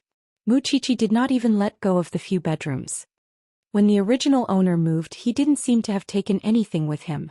There are still so many clothes here. As she said this, Mu Qiqi stood in front of the wooden wardrobe. After saying this, Mu Qiqi took down one of the clothes and smelled it carefully. It smelled of mold. Of course, there was also a hint of perfume. Mu Qiqi took another one and found that there was only a moldy smell on it. Captain Tang, when did the original owner move away? Mu Qiqi suddenly asked sensitively. 4 months ago, Tang Yan answered from outside. There's something wrong with this clothes. Mu Qiqi handed a beige windbreaker to Tang Yan. See if you can extract anything important from it. What's the problem? There's the smell of perfume in the clothes, Mu Qiqi reminded him. Did the original owner leave it behind? Tang Yan took the windbreaker and put it in front of his nose to sniff it. You men don't use perfume, so you don't know much about perfume. No matter how famous a perfume is, it will only stay on clothes for about 5 days at most. Moreover, other clothes have a moldy smell. Only this one has a fragrance. It's been 2 days and 3 nights since the crime happened. It's the lingering period of the high-grade perfume. It can be seen that during the period when Lu Zhao was killed, a woman who liked to wear perfume had worn this clothes. This fragrance is the lingering smell on the clothes. Mu Qiqi explained to Tang Yan.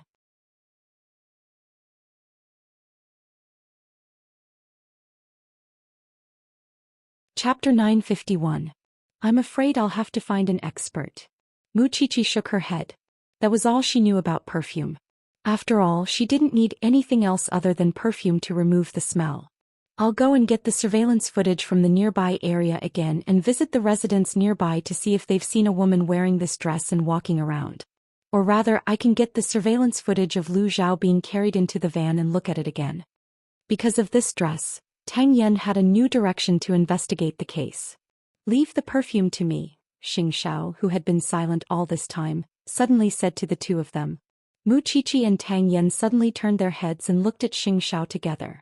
Xianxia continued, I'll give you an accurate answer tomorrow morning. Then I'll have to trouble you, Wuxia. But in order to ensure the integrity of the physical evidence, I'll send someone to your research department later to investigate with your people. Tang Yan knew that Xianxia had an independent research department that covered a wide range of fields. One of the important reasons was to meet Mu Qiqi's needs before deciding whether to mass-produce it. Tomorrow let's unveil the real murderer. The three of them searched the house carefully for a long time. Finally, when they left, Tang Yan asked Xianxia before he got into the car, "So Xing, how confident are you that the Song family did this? We'll know if there are any new faces around Songjiang recently. I'll send someone to figure this out. You just have to investigate the Lu Zhao case," Xianxia replied to Tang Yan. Tang Yan put his hands on his waist and nodded in the direction Xianxia had left. He could feel the anger from Xiao's body. It seemed that the Song family had really stepped on his bottom line. After Xianxia got into the car, Mu Qiqi quickly asked him for credit. "I said that I'm useful, right? So it's definitely right for you to let me participate." Xianxia tilted his head to look at her and pushed her head. "It's time to go home and sleep." "Is it so hard to praise me?" Mu Qiqi mumbled. It was too much. When Xianxia heard her complaint, he finally rubbed her head. "Your Captain Tang can't do without you anymore. Haven't you noticed? That's the biggest compliment I can give you. It's useless if he can't live without me. I have to give birth to the baby first. I only hope that we can solve Lu Zhao's case as soon as possible. That way you'll feel much better." Without another word, Xianxia drove away with Mu Qiqi.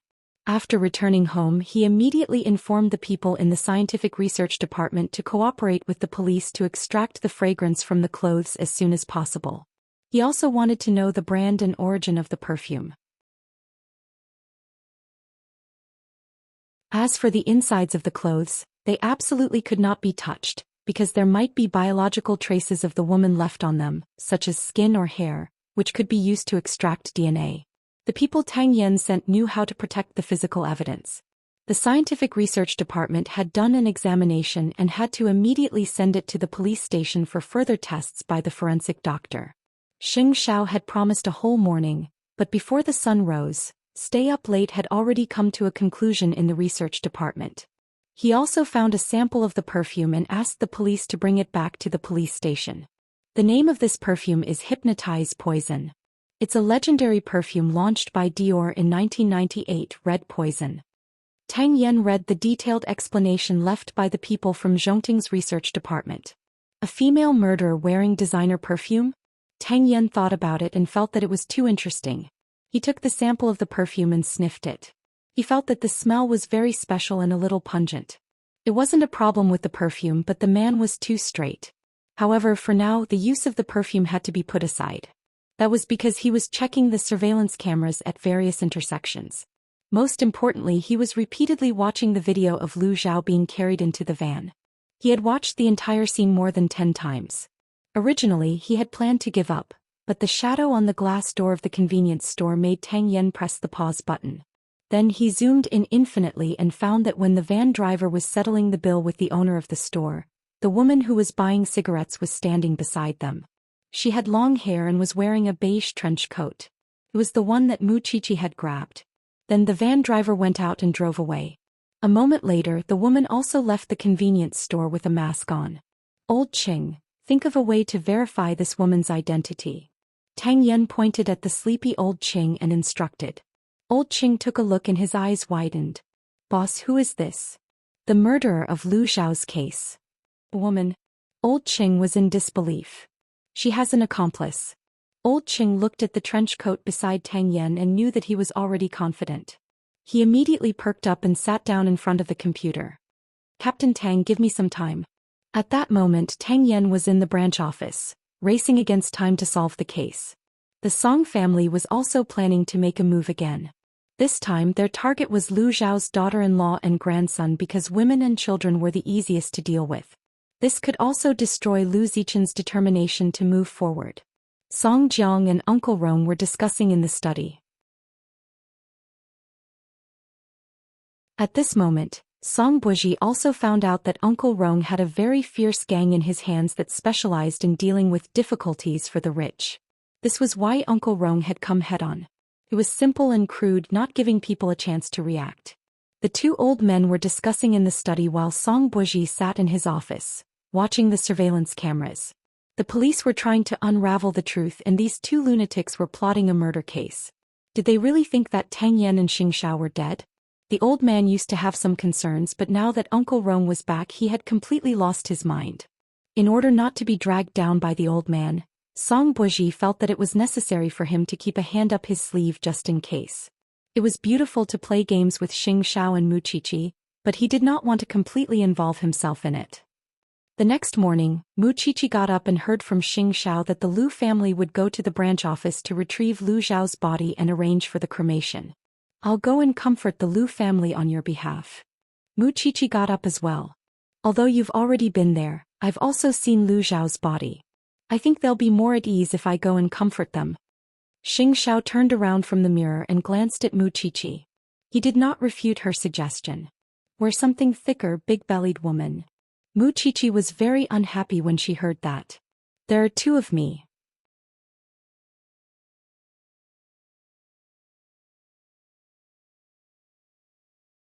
Chapter 952. In the future, no one will sacrifice themselves in front of me. Although Xianxia was saying this to Muqiqi, it was more like he was swearing to himself. Muqiqi put on her shoes and stood up. Looking at the man who was becoming more and more responsible, she couldn't help but feel sorry for him. It's the Xin family that implicated you. If I was afraid that you would be implicated, I wouldn't have accepted your secret love. You're bringing this up again. Muqiqi quickly covered her face. Can't you leave me some face? Xianxia stood up and curled his lips. His tall figure had become even taller and more burly because of his responsibility. He looked more mature and reliable. Sco. After breakfast, it was 8:15 am on Old Cheng's side. It took him an hour to finally find some clues. Captain Tang, do you think it's this woman? Her name is Xin Mei, a Singaporean. She was imprisoned for 7 years for theft and intentional assault. She was released from prison last year and disappeared. I don't know who she's working for now. Tang Yan finally saw the woman's face.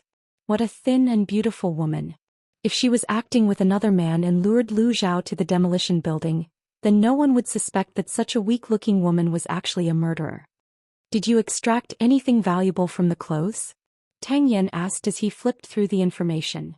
There are the deceased's fingerprints and hair that doesn't belong to the original owner of the clothes. In other words, Xin Mei had strangled Lu Zhao to death in this clothes. Should I apply to summon her for questioning? We can't alert the enemy. Tang Yan shook his head.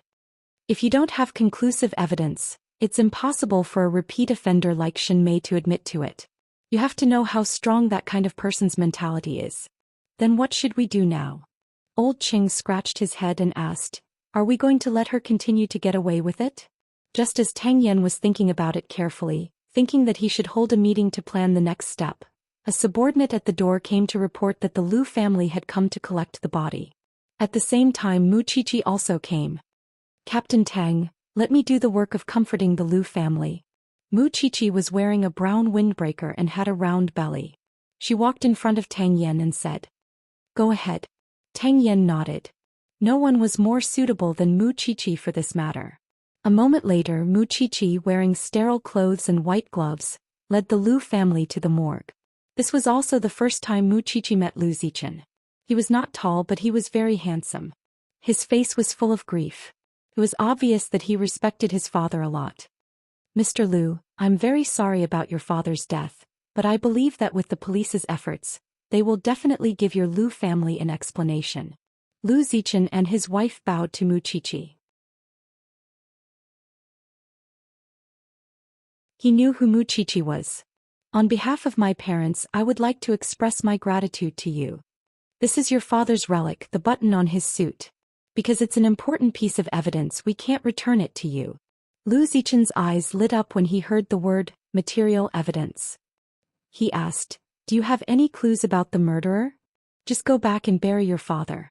Those who killed him don't even think about escaping. Muqiqi encouraged him seriously. Also, your wife doesn't look well. You're the pillar of the Lu family now. You must take good care of your family's safety. Thank you, Mrs. Sheng. If my father is in heaven and knows that he can still meet so many good people after he leaves, he will definitely be very pleased. Mu Qiqi smiled at him. But just as the two of them turned around, Mu Qiqi suddenly smelled a familiar scent. She quickly called out to Lu Zichen, "Wait a minute, please wait a moment." Lu Zichen turned around with his wife and saw Mu Qiqi chasing after them. She asked Lu Zichen's wife, "Mrs. Lu, do you wear perfume?" Mrs. Lu shook her head in confusion. "After having a child, I almost don't wear perfume. What's wrong? Did you see a woman this morning?" "When I sent my child to school, I did meet a woman at the school gate. At that time my son fell down and she kindly helped him up. She also told me that she was a new teacher at the kindergarten." Mrs. Lu recalled carefully and sniffed her body. "There's the smell of perfume? Then can you call the kindergarten right now to confirm your son's safety? Also, get someone reliable to bring your son back. You must be quick," Mu Qiqi said anxiously. The murderer's next target was not Lu Zichen, but Lu Zichen's wife and child. After hearing Mu Qiqi's words, Lu Zichen immediately guessed what was going on. He immediately said to Mu Qiqi, "My wife and I will go pick him up right away. Don't worry. I'm just guessing. Don't alert the kindergarten first. Instead, the other party will notice and take action in advance. I'll go look for Captain Tang now to discuss a solution." "No need, I heard everything," Tang Yan said from behind Mu Qiqi. "I'll lead the team over now, but Mr. and Mrs. Lu, it's best for you to stay at the police station. Don't go anywhere and wait for our news." That was the effective perfume. "Qiqi, you stay here too." Mu Qiqi instantly understood Tang Yan's intentions and nodded. "Don't worry, we'll wait for your news. I hope this is a false alarm. Can you take me there? I want to see my son." Mrs. Lu took a step forward excitedly. However, Mu Qiqi stopped her. "Believe me, Mrs. Lu. They want to save your child just like you. If you go with them, you might become one of the murderer's targets. At that time, not only will the police have to save your son, but they will also have to take care of you. The gains won't make up for the losses. I'm also going to be a mother soon. I understand your feelings, but at this time you must think of the child." After Mrs. Lu heard this, she hugged her husband and cried. Lu Zichen immediately comforted her. "I believe in the police. You believe with me, okay?" When Tang Yan saw this, he immediately led the team and set off. It seemed that the Song family did not intend to stop. Then Tang Yan called Xianxia and borrowed a person. In terms of strength, he was above Su Che, but in terms of agility, no one could compare to Su Che. Moreover, that kindergarten was very close to Zhongting. Tang Yan hoped that Su Che could go over and save them first. At this moment, Song Jiang might not know that the identities of the two generals in Uncle Rong's hands had been exposed. And they would be exposed even more next.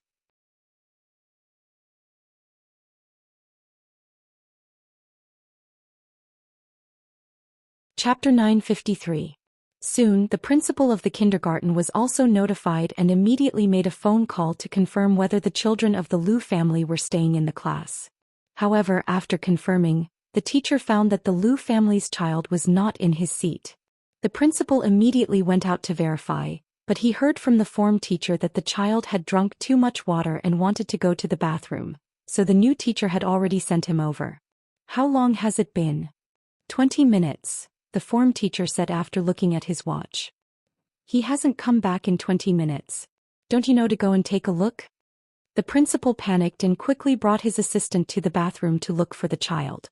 However, there was no trace of the child in the bathroom of the entire building. Seeing this, the principal immediately asked someone to check the surveillance footage. Other than the school bus leaving, there were no other suspicious traces. With this situation, the principal immediately replied to the police that the child might have been kidnapped on the school bus. Tang Yan immediately asked the principal to give him the license plate number of the school bus and sent someone to the transportation department to assist in the investigation. As for Su Che, he still followed the plan and went to the school. This was to prevent Shin Mei from creating a diversion because it was very likely that she was still hiding the child in the school. Su Che searched around the school, but he went to all the places that could hide people. In the end, he stopped on the 5th floor of the bathroom and asked the school's security guard, "Can you open the balcony for me to see?" The security captain thought for a moment and answered, "Sir, this place has been sealed all year round. It's impossible for anyone to go up. You'll know once you go up and take a look." If something happens to the child up there, will you be responsible? Of course, the security guard did not dare to take responsibility. He quickly took out the key and opened the door to the rooftop on the 5th floor. Other than a locked storeroom, it was empty. There was nothing else. The security guard heaved a sigh of relief when he saw this. Look, I told you there won't be a problem, right? But at this moment, a child's moan came from the storeroom. Su Che immediately went forward and kicked open the door of the storeroom. He saw that the 3 or 4-year-old child was tied up and hung on the beam. If he hadn't come up, then no one would have known that the child had dried up here. Su Che took a big step forward and immediately put the child down. When the security guards saw this, they had nothing to say because they were very guilty. This is your school's security? Are you all just decorations? After shouting, Su Che carried the child and ran down from the balcony. The Song family's madness had reached the point where they didn't even let their children go. Su Che had never seen such a scene. Such a small child was hung from such a high place. How big of a shadow was this to him? He might be affected for the rest of his life. Uncle, am I going to die? The child asked quietly in Su Che's arms. Su Che stopped, squatted on the ground and let the child sit on his legs. He replied, "You won't die because Uncle is here to save you. Child, remember, in this world the strongest people are soldiers. If you're afraid in the future, become a soldier, be a policeman and catch bad guys, understand?" The child didn't seem to understand, but he nodded heavily. With that, Su Che carried the child and sent him to the infirmary. Originally, Su Che should have breathed a sigh of relief, but when he saw the female doctor holding the equipment and wearing a mask, he felt very unnatural. Would a doctor be nervous to the point of trembling when seeing a patient? Then the nurse came out and closed the door. But at this critical moment, Su Che rushed in and grabbed the doctor's hand. "You're the murderer, aren't you?" The female doctor started to dodge and the nurse looked at her face carefully. "You're not Dr. Gao?" The woman struggled to escape, but she fell into Su Che's hands. Unless she was a dead person, no one could escape his shackles. Soon old Qing and the others caught up to the school bus. They thought that since Xun Mei was caught at school, there should be no problem on the school bus. However, old Qing recognized the driver of the school bus. That was Xun Mei's accomplice. This time, old Qing didn't give people the chance to crush his intestines like before in J City. He took out a gun and pointed it at the back of the man's head. After the man surrendered, he pressed him against the steering wheel and handcuffed him. "You won't even let a child go. Let's see where you two thieves can run this time." After an entire morning's operation with Su Che's help, Tang Yan successfully rescued the child and caught Xun Mei and her accomplice. When Mu Qiqi received the call, she couldn't help but smile as if a heavy burden had been lifted. "The child is fine. The doctor has also seen him. It's not a big deal. Captain Tang and the others will bring him to you in a while. In the future you have to care about him more. Don't let him leave any shadows." When Mrs. Liu heard this, she immediately squatted on the ground and heaved a sigh of relief. Thank God. On the other hand, Lu Zichen thanked Mu Qiqi several times as well. "What are you thanking me for? This is what we should do." After a long hour, the child was brought back to the police station. Along with him, 2 suspects were brought back. Tang Yan returned the child to the Lu couple and instructed old Qing to keep an eye on the 2 suspects in the interrogation room. When Mrs. Liu saw the child, tears welled up in her eyes. Baby, let mom take a good look at you. Are you okay?" The child leaned into his mother's arms and shook his head. "Uncle is so amazing. Uncle saved me." The child pointed at Su Che, who was standing at the door. "It's good that you're fine, it's good that you're fine." The family of 3 hugged each other. Mu Qiqi stood at the side and understood the feeling of regaining something that had been lost. Seeing this scene, she was very gratified. But at the same time, she also knew that Lu Zhao's case had to continue. So she walked to Tang Yan's side and asked, "Captain Tang, when do you plan to interrogate these 2? "Wait for the results of that strand of hair," Tang Yan replied with his arms crossed. "Otherwise, there's no conclusive evidence to prove that Lu Zhao's death is related to her." "During the interrogation, can I participate?" Tang Yan looked at Mu Qiqi and then at her bulging abdomen. "Go back and rest. You've done everything you can. Leave the rest to us. I'm afraid that these 2 won't admit to being instigated behind the scenes."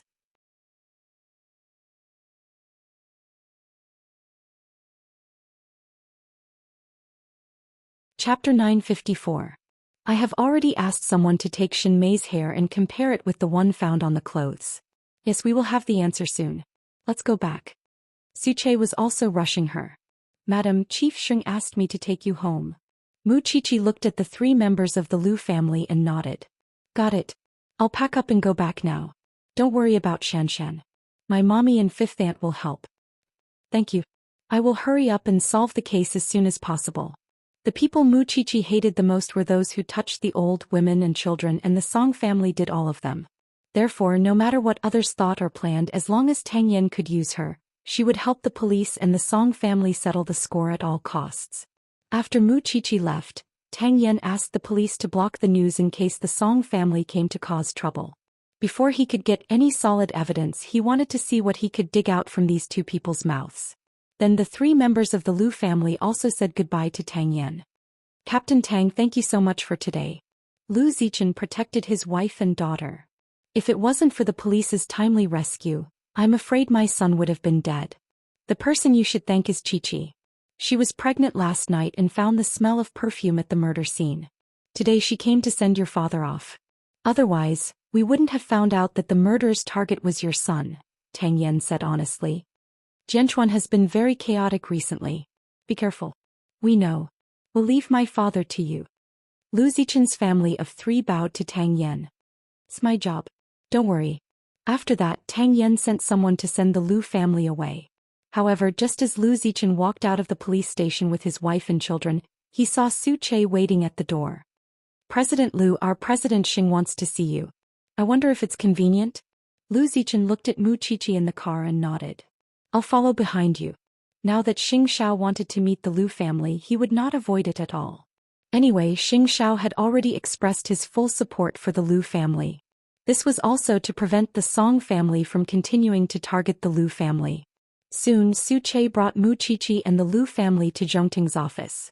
The first thing Xing Xiao did when he rose from his desk was to hug Mu Qiqi and arrange for Lu Zichen's family to be seated. Chief Xing, what are your orders? You are not my subordinate, so our relationship is one of cooperation. After Xing Xiao finished speaking, he asked his secretary to place the drafted contract in front of Lu Zichen. This is the letter of intent for the cooperation between Zhongting and the Lu Corporation. As long as the Lu Corporation's board of directors recognizes your identity, Zhongting will invest a large amount of money to support the Lu Corporation's education. There are detailed amounts in it. Take a look first. Lu Zichen took the contract from his secretary in disbelief. Chief Xing, if you're afraid, you can back out of this matter.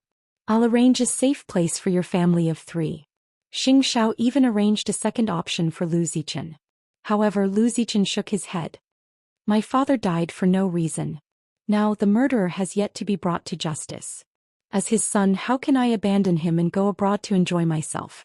Besides, my father is no longer around. I have to guard the Lu Corporation for him. This is the only thing I can do for him as his son. Even if Chief Xing doesn't inject funds, I will still attend the inauguration ceremony. Even if I'm alone, and it'll only make things difficult for my wife and son. What are you talking about? Mrs. Lu quickly said. I support you. After listening to the couple's words, Xing Xiao curled his lips and looked satisfied. Since you're going to do it, of course you have to do it to the best of your ability. With your current situation, you can't take care of both inside and outside. Whether you can stabilize the board of directors will depend on your ability. As for the external part, Zhongting will take care of it. So, what you have to do is to prove to Jianchuan and even the whole country that the Lu Corporation's education is the best. After that, Su Che will carefully select 4 bodyguards to be responsible for the daily life of your family of 3. The security system of your villa will also be upgraded. If the Song family wants to touch you, they'll have to ask me first. After Lu Zichen heard this, he held his wife's hand and bowed to Xing Xiao again. I won't let you down. Thank you, Mrs. Sheng. You saved my son today. I can't repay this kindness. It's all thanks to Su Che. Mu Qiqi quickly pointed at Su Che and said, if you want to thank someone, thank him. Su Che couldn't stand such a scene and quickly slipped away. When Mu Qiqi saw this, she couldn't help but laugh. What he means is that there's no need for everything. Xiao Xing, you have a good wife. After Xianxia heard this, he looked at Muqiqi. Muqiqi also looked at Xianxia. Listen, someone praised her, right? She still has a long way to go. In the afternoon at the Song family. Originally, according to Uncle Rong's expectations, Shen Mei and her husband should have dealt with Lu Zichen's son long ago. However, there was still no news of Shen Mei and her husband. Uncle Rong couldn't help but wonder if something had gone wrong with the mission. Although Tang Yan had blocked the news, it was still a big commotion. As long as Uncle Rong sent someone out, he would know that his two capable subordinates were already at the police station. Arresting a man was within Uncle Rong's expectations. After all, he was there to make Shen Mei a scapegoat. But why? Shen Mei would be exposed? What went wrong? Lu Zhao's case was all about a man. How did someone know that a woman was involved? Even so, both of them were arrested. However, Uncle Rong wasn't worried at all that his identity would be exposed because he knew very well that the police wouldn't be able to get anything out of them. However, losing two people just like that made him very uncomfortable. No, it should be said that he was angry. He wanted to find out who had found out about Shen Mei. Soon the news that Zhongting was going to support the Lu Corporation was spread by the media in Jianchuan. At this critical juncture, when those partners saw that Lu Zhao was dead, they all had plans to retreat. However, now that Zhongting had invested in them and their boss had spoken, these small fries naturally chose to firmly cling onto the Lu Corporation's thigh. When Song Buji received the news, he immediately laughed. This was the result of Uncle Rong making a move. Xianxia was a person who didn't like others to provoke him. Now that Yashang Group had bullied them to such an extent, as long as he moved his fingers and supported the Lu Corporation, Yashang Group would not have an easy time for the next few years.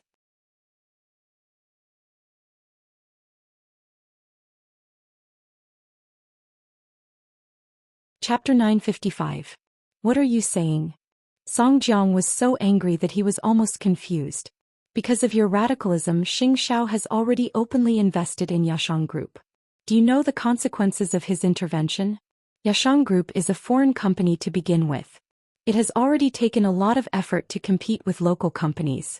Now that Zhongting has intervened, they have everything now. What can Yashang Group use to compete? Or are you still very confident in our foreign financial industry? After hearing Song Buji's call, Song Jiang was so angry that he almost smashed his phone. Xianxia, it's Xianxia again. He has the final say here. It doesn't matter if you admit it or not. This is the truth. If you want Yashang Group to have a harder time, you can continue to take the riskiest path with Uncle Rong, but I won't accompany you. After hearing Song Buji's words, Song Jiang's eyes widened. You bastard. Don't you know why your father is doing this? You're still making sarcastic remarks. Yashang Group is facing so much pressure now. Now that Zhongting is helping the Lu Corporation crush them, I don't think you'll be able to play until Deputy City Mayor Liang is replaced. After saying that, Song Buji hung up the phone. Speaking of which, he seemed to be at fault too. Half a year ago, Uncle Rong was not like this. Who knew that he would become so fierce and ruthless? What about Song Jiang? His son hung up on him. Now that Yashang Group was still facing such a crisis, he only wanted to know what went wrong. Therefore, after returning home, he directly questioned Uncle Rong. Didn't we agree to leave everything to you? Won't there be a problem? But what's the result now? Uncle Rong was sitting in the living room drinking tea. When he heard Song Jiang's questioning, he lost his temper. My people are risking their lives for you. I haven't even said anything, but you're the one blaming them first. Old Song, we're in the same boat. Now that the boat is leaking, we can only think of repairing it. Internal strife won't work. My people have gone in, but you don't have to worry. They won't say anything. However, we have to think of a way to get rid of Xianxia. Otherwise, you won't be able to do anything in Jianchuan in the future. After hearing his old friend's words, Song Jiang calmed down and nodded. The success or failure of revenge depends on Xianxia alone. Without him, the Xin family, the Xing family, and even the Lu family are just ants in my hands. It's easy to crush them. Since you already know, let's take our time to think about it. After all, they knew very well that Xianxia was the core of everything. You stay at home and calm down. I'm going to inquire about a few things. Uncle Rong put down his teacup and prepared to go out. He had to find out who had found out about Shen Mei. In the Jianchuan branch office, Tang Yan was sitting in the interrogation room.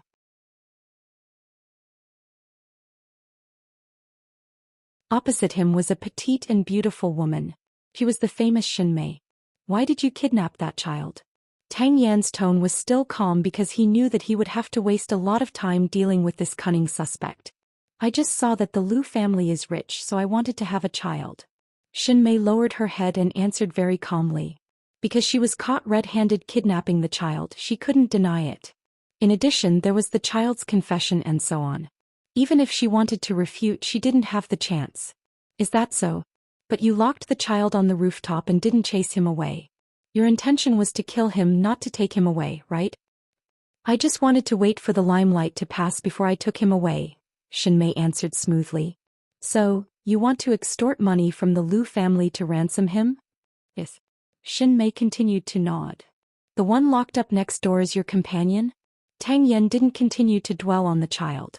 Instead, he took the opportunity to change the topic. Yes. Then do you know that in Lu Zhao's case he's a murder suspect? Tang Yan asked again. The surveillance footage shows that he moved Lu Zhao's body into the van. His DNA was also found in the cigarette butts found at the crime scene. Do you know about this? I don't know. Xinmei denied it without thinking. She didn't panic at all. Tang Yan smiled when he saw how calm she was. You were only imprisoned last year. You should be familiar with the police station, right? So, I'm afraid you won't be afraid of this interrogation room. It's a kidnapping crime. There's no death. At most you'll be sentenced to 10 years in prison. 10 years later you'll be a good man again. Is that what you're planning? Let me ask you again. Do you know that Lu Zhao was killed? No matter how Tang Yan asked, Xinmei was still a pool of stagnant water. I really don't know. Tang Yan didn't panic. Instead, he leaned closer to Xinmei and sniffed her body. This perfume is still very strong. Do you recognize this dress? Tang Yan raised the evidence bag in his hand so that Xinmei could see clearly what was inside. When Xinmei saw the clothes, her expression changed slightly. Let me ask you again. Do you know anything about Lu Zhao's case? Xinmei raised her head and looked at Tang Yan. Her cunning expression made Tang Yan very impatient. I don't know. Xinmei insisted that she didn't know. When the man next door brought Lu Zhao's body into the van, you were in the convenience store next door. You were wearing this and chatting with the boss and the van driver. Do you want me to show you more detailed surveillance footage? Xinmei's eyes suddenly widened. That's not me. It seems that you really treat the police as fools. In the end, Tang Yan took out an evidence bag. There was a strand of hair in it. This strand of hair was taken from the trench coat. It matches your DNA. What else do you have to say? Xinmei didn't say anything because from this moment on, she pretended to be mute. No matter how Tang Yan interrogated her, she just wouldn't admit it. With the evidence in my hands, you and the man next door can no longer stay out of this matter. Why are you suffering so much? Of course, I know that you're silent because you're waiting for your sugar daddy to come and save you. The reason why I'm still willing to sit here is because I want to know who your sugar daddy is. It depends on whether you speak first or the man next door. After saying that, Tang Yan stood up and said to his subordinate beside him, "Continue the interrogation." Got it, Captain Tang. Tang Yan knew that she wouldn't confess, so he had to think of a way to make either Xinmei or the man reveal the mastermind behind it. Although everyone knew who it was, there was a lack of evidence. After leaving the interrogation room, Tang Yan called Old Qing over. Investigate Xinmei's background. Everything, including what happened to her in prison for the past 7 years. I don't believe that I can't find a breakthrough.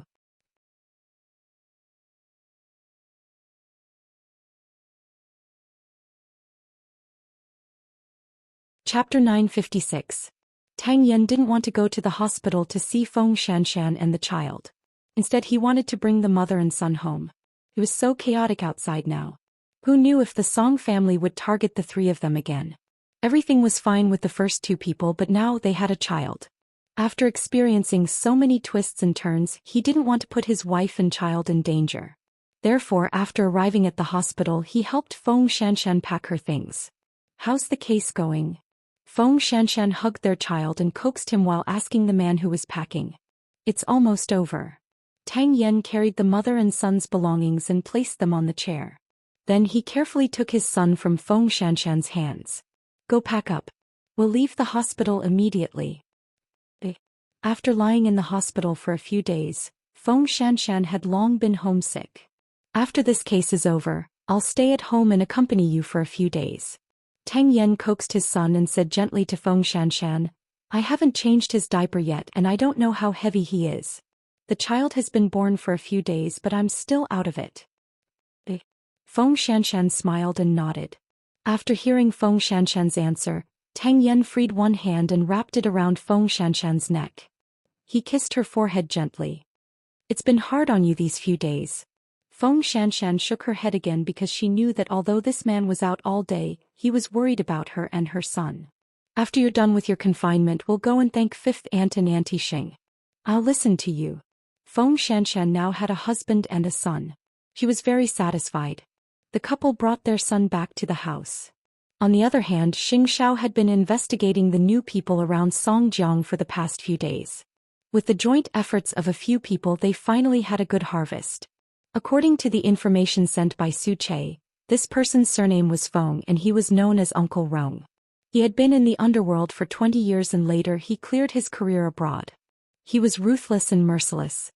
This Uncle Rong and Songjiang have been in cahoots abroad. I'm afraid Uncle Rong was the one who handled Lu Zhao's matter. The two of them have been best friends for many years. However, they aren't completely on the same page. Songjiang's overall goal is revenge but Uncle Rong is after money. Xianxia nodded and nodded. Is that person in Jianchuan now? Xianxia asked even as he flipped through the information. Yes, I checked his itinerary. He's only been back in the country for a few days. Just a few days, Lu Zhao. Su Che nodded. One Songjiang is already very uncomfortable.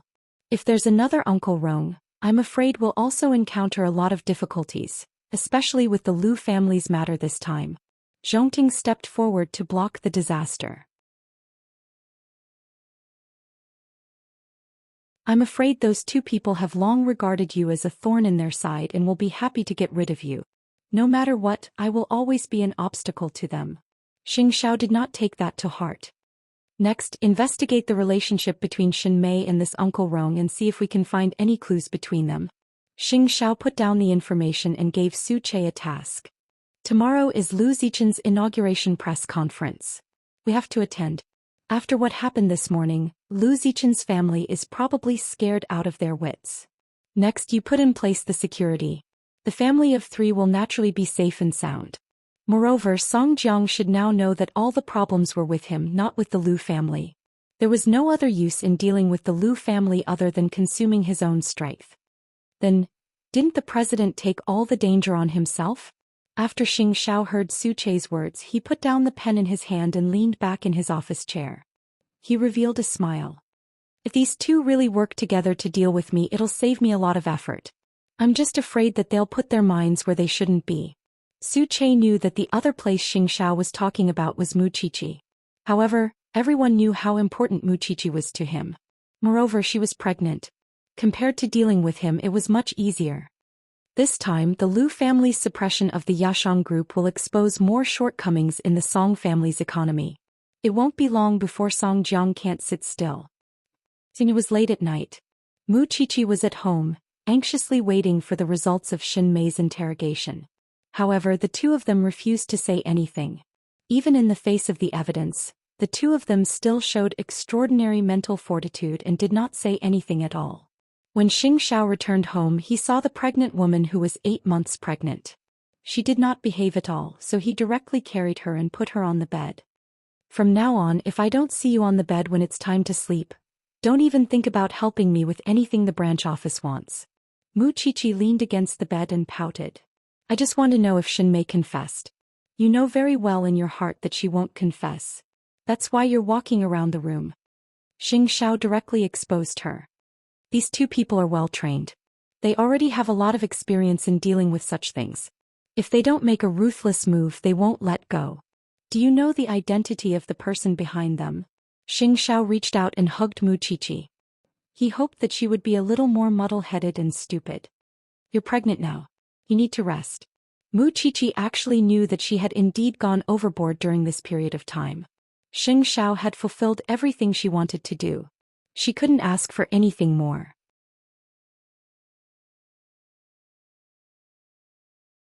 I'm just afraid that Song Jiang will take an unconventional approach and hurt you. Your man isn't that easy to deal with. Xianxia let go of Mu Qiqi's round body and pulled up the blanket for her. Go to sleep first. I'll be in the study. Mu Qiqi took the opportunity to pull Xianxia back. It's been a long time since you told your daughter a bedtime story. Xianxia looked at her eyes that were sparkling like stars, so he nodded. Let me wash up first. I don't know why I'm so keen on bedtime stories. Because I can lean in your arms, listen to your voice and feel your heartbeat. Just thinking about it makes me feel very happy. Xianxia chuckled and pinched Mu Qiqi's nose. Wait. Ever since she found out that she was pregnant, she had been trapped for 8 months. She couldn't eat what she liked, couldn't play what she liked, and didn't even go shopping or go to any beautiful places. Other than her home, it was the forensics laboratory of the branch office. Sometimes when he thought about it, he couldn't bear it. So Xianxia quickly washed up and returned to the bed. He lay down beside Mu Qiqi and reached out to hug her. What do you want to hear today? Tell me something scary, Mu Qiqi said as she leaned into Xianxiao's arms. Xianxia frowned and put down the fairy tale book in his hand. It seemed that he could only make it up. The winter night was really cold.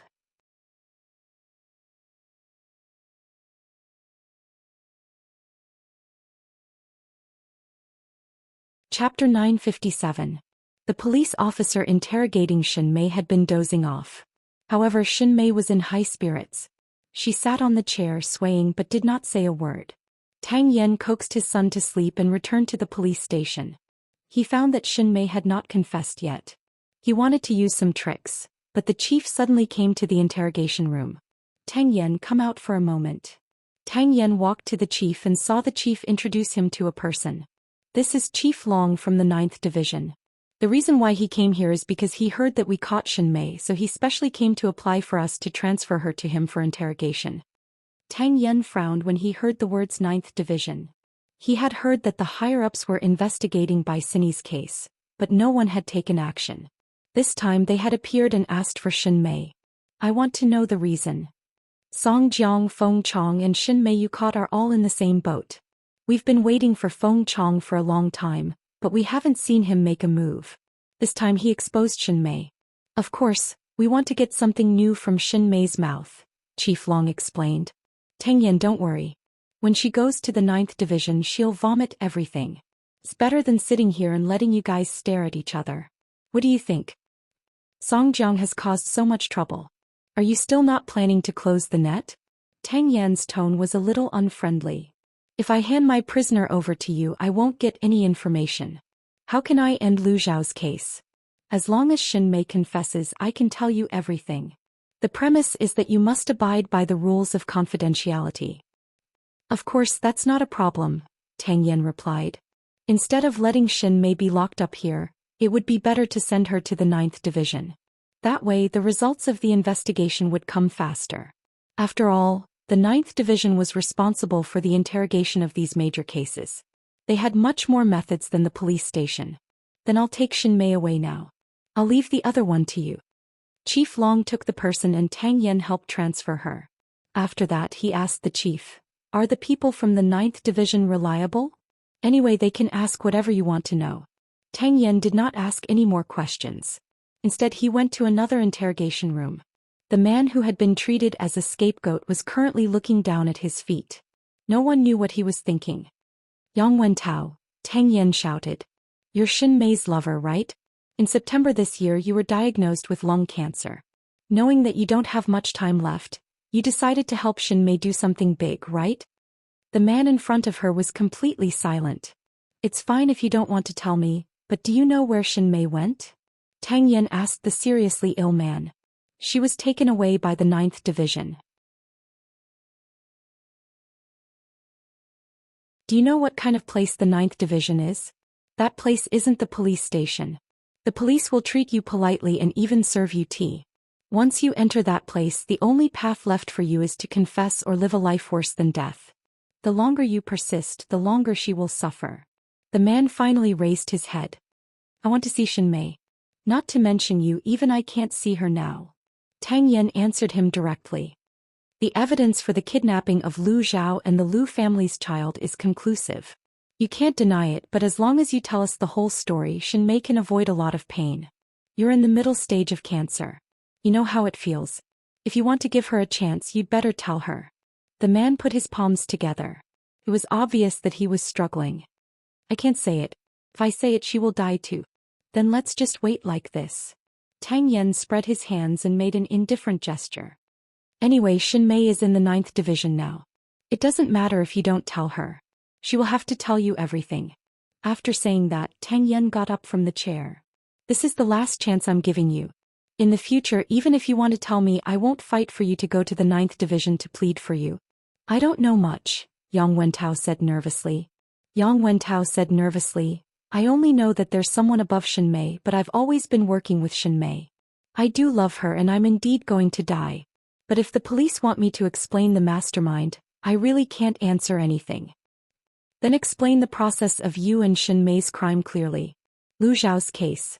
I was the one who killed him. Watch your words. The forensic doctor has confirmed that it was a woman who strangled Lu Zhao. Tang Yen immediately retorted. If you're going to talk about these useless things, I think you'd better not. Shinmei and I lured him to the demolition house together. I was also the one who did it, but my illness suddenly acted up and I lost my strength. That's why Shinmei took over, Yang Wentao explained. I was also the one who dumped the body. Then do you know that Shinmei has been using you? I know, Yang Wentao answered in a low voice. Then do you know that you're her scapegoat? I know too. This was undoubtedly true love. Tang Yen didn't even know how to describe this man who was crazy about love. You can't explain what's behind it, but Shinmei still has to pay the price for everything she's done. Tang Yen knew that Yang Wentao really couldn't spit out anything. It was no wonder that the people from the 9th division didn't want him at all. Therefore, Tang Yen got up from his chair again and was about to hand it over to his subordinates to deal with it. However, at this moment Yang Wentao suddenly stopped him. I only know that the person's surname is Feng. Shinmei calls him Uncle Rong. Tang Yen turned around and looked at Yang Wentao meaningfully. Something happens to Shinmei, you want that Uncle Rong to die with her, right? Yang Wentao didn't say anything, but his intention was obvious. Tang Yen finally got some new information. He immediately asked his subordinates to make a statement, while he returned to the office and asked Old Qing to immediately investigate who this so-called Uncle Rong, who was the Feng Chong mentioned by the 9th division, was. For some reason, perhaps because of the appearance of the people from the 9th division, Tang Yen suddenly had a feeling that the clouds were about to be lifted. The Song family's days were numbered. Old Qing, I'll be able to avenge you soon. When Old Qing heard this, he immediately became excited. He thought that Tang Yen had never taken this matter to heart, but he didn't expect him to still remember it. Thank you, Captain Tang. Soon Jianchuan began to fog. As for Uncle Rong, he returned to the Song family with a body full of water vapor. He used several connections to find out a little bit. After Shinmei was arrested, she was transferred that night. As for where she was transferred, he had no way of knowing. Uncle Rong felt that something was wrong. Although he knew that Shinmei was very loyal, she was still in the hands of the police. If the police used some tricks to make Shinmei reveal the truth, the consequences would be unimaginable. At this point he also knew who suspected Shinmei and caused her to be exposed.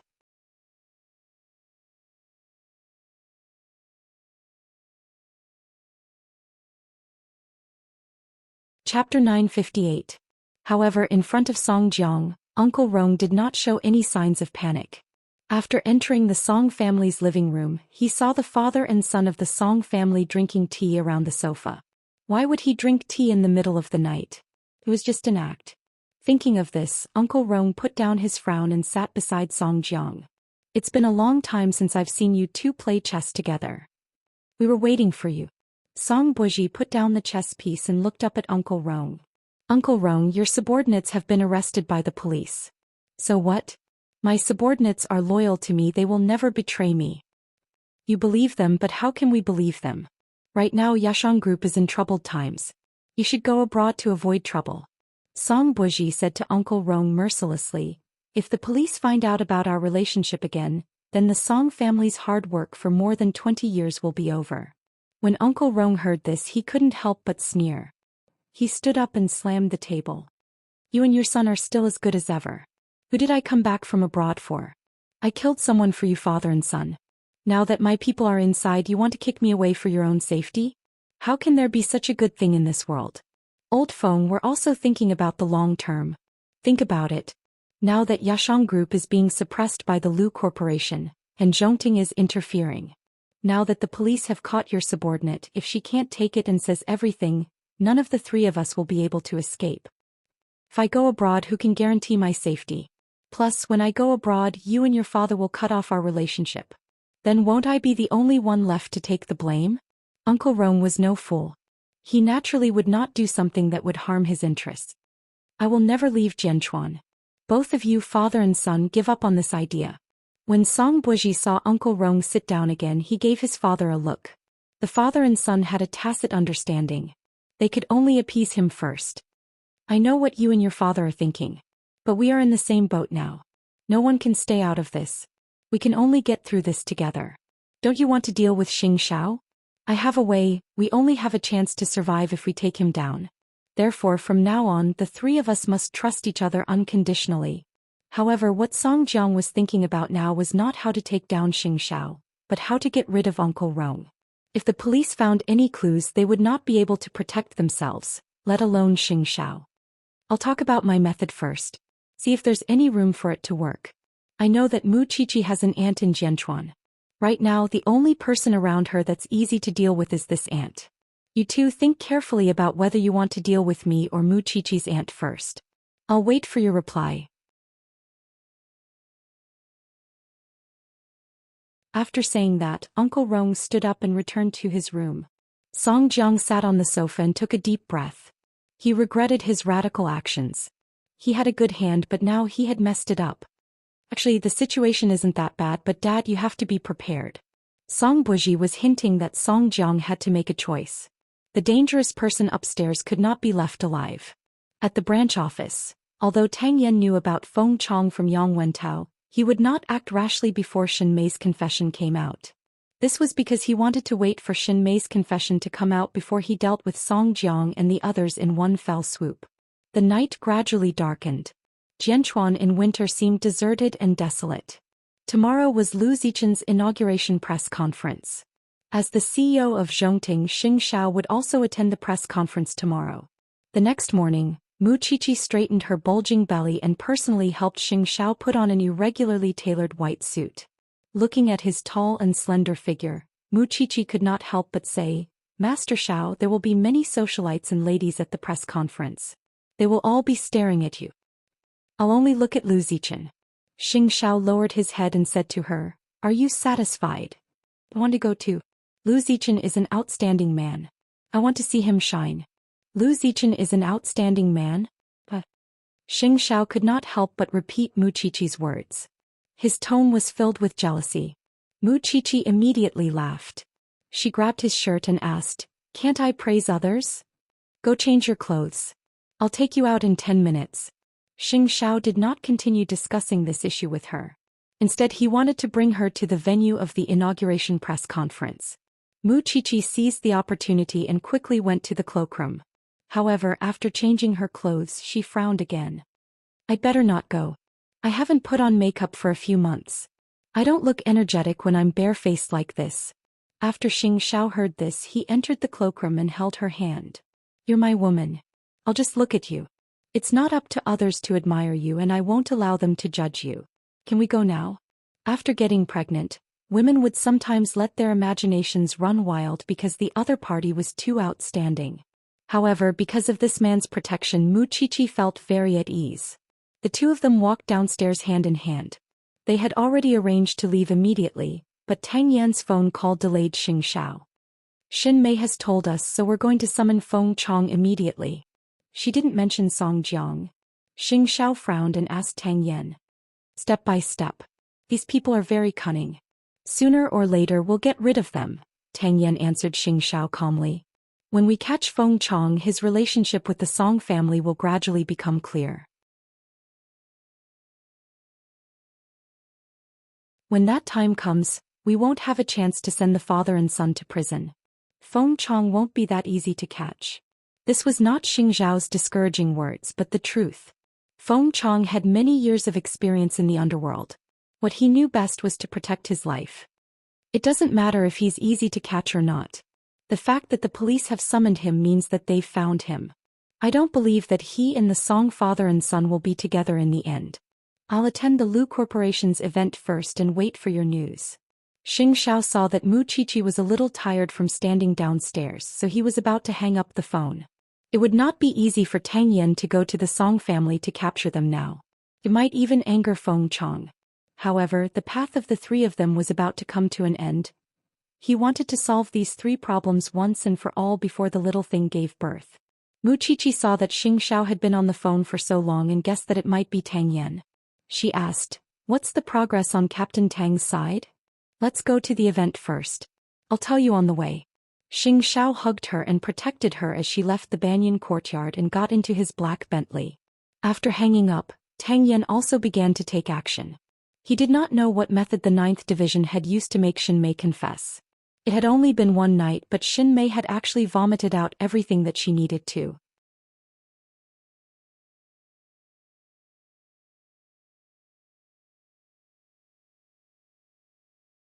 Chapter 959. Because Uncle Rong lived in the Song family, Tang Yan went straight to the Song family with the summons. When the servants of the Song family saw so many police officers at the door early in the morning, they panicked and immediately went to look for Song Jiang. Song Jiang did not expect the police to arrive so quickly, so he asked Uncle Rong to find a place to hide. He went downstairs to find out why the police were here. Song Buji also saw Tang Yan downstairs from the bedroom on the 2nd floor. He did not need to think about it to know that Uncle Rong's so-called loyal subordinate had probably sold him out. Why did you come to my house so early in the morning? Tang Yan first took out his work ID and summons before slowly saying, "I thought that Mr. Song should know very well why I'm here. The murderer of Lu Zhao's case has been found out, but during the interrogation of the suspect, she accidentally confessed the mastermind behind it. That's why I came to the Song family to look for her." Why did the murderer of Lu Zhao come to the Song family to capture someone? Song Jiang acted as if he did not know anything. He was puzzled by Tang Yan's actions. Doesn't Feng Chong live in the Song family? Could it be that the police's intelligence is wrong? I think it's better for Mr. Song to hand him over. Otherwise, if the matter blows up, it won't be good for Yashang Group. Song Jiang looked at Tang Yan with a murderous look in his eyes. He did not use Qingbin to kill him back then, but now he had brought himself big trouble. Then Song Buji appeared behind the two of them. He looked at Tang Yan, who was wearing a black jacket, and said, "Officer Tang, why don't you just come in and search? Yashang Group is now under attack from all sides. We can't afford to have any more rumors." Song Jiang turned around and looked at his son. His brows were tightly furrowed. Song Buji clearly knew that Uncle Rong was upstairs, yet he still asked the police to go in. Was he planning to perish together with everyone? Finally, there's still a reasonable person in Yashang Group. Then we'll have to offend you. Go in and search carefully. Tang Yan led the team and personally went in to search. He had a premonition that Feng Chong, who had been a big shot for decades, would not be caught so easily. However, he still had to take this step because he wanted to tell everyone that the Lu Zhao case was related to the Song family. After a search, there was no one else in the villa other than the father and son. Captain Tang Feng Chong ran away. Old Qing found Feng Chong's things in the Song family. Then he pointed at the Song father and son with his chin and said, "Do you want to bring them back for questioning? Since you are harboring a criminal, of course you have to bring him back for interrogation." Tang Yan said to the Song father and son, "I'm sorry, Mr. Song. I'll have to trouble you and your son to come with us."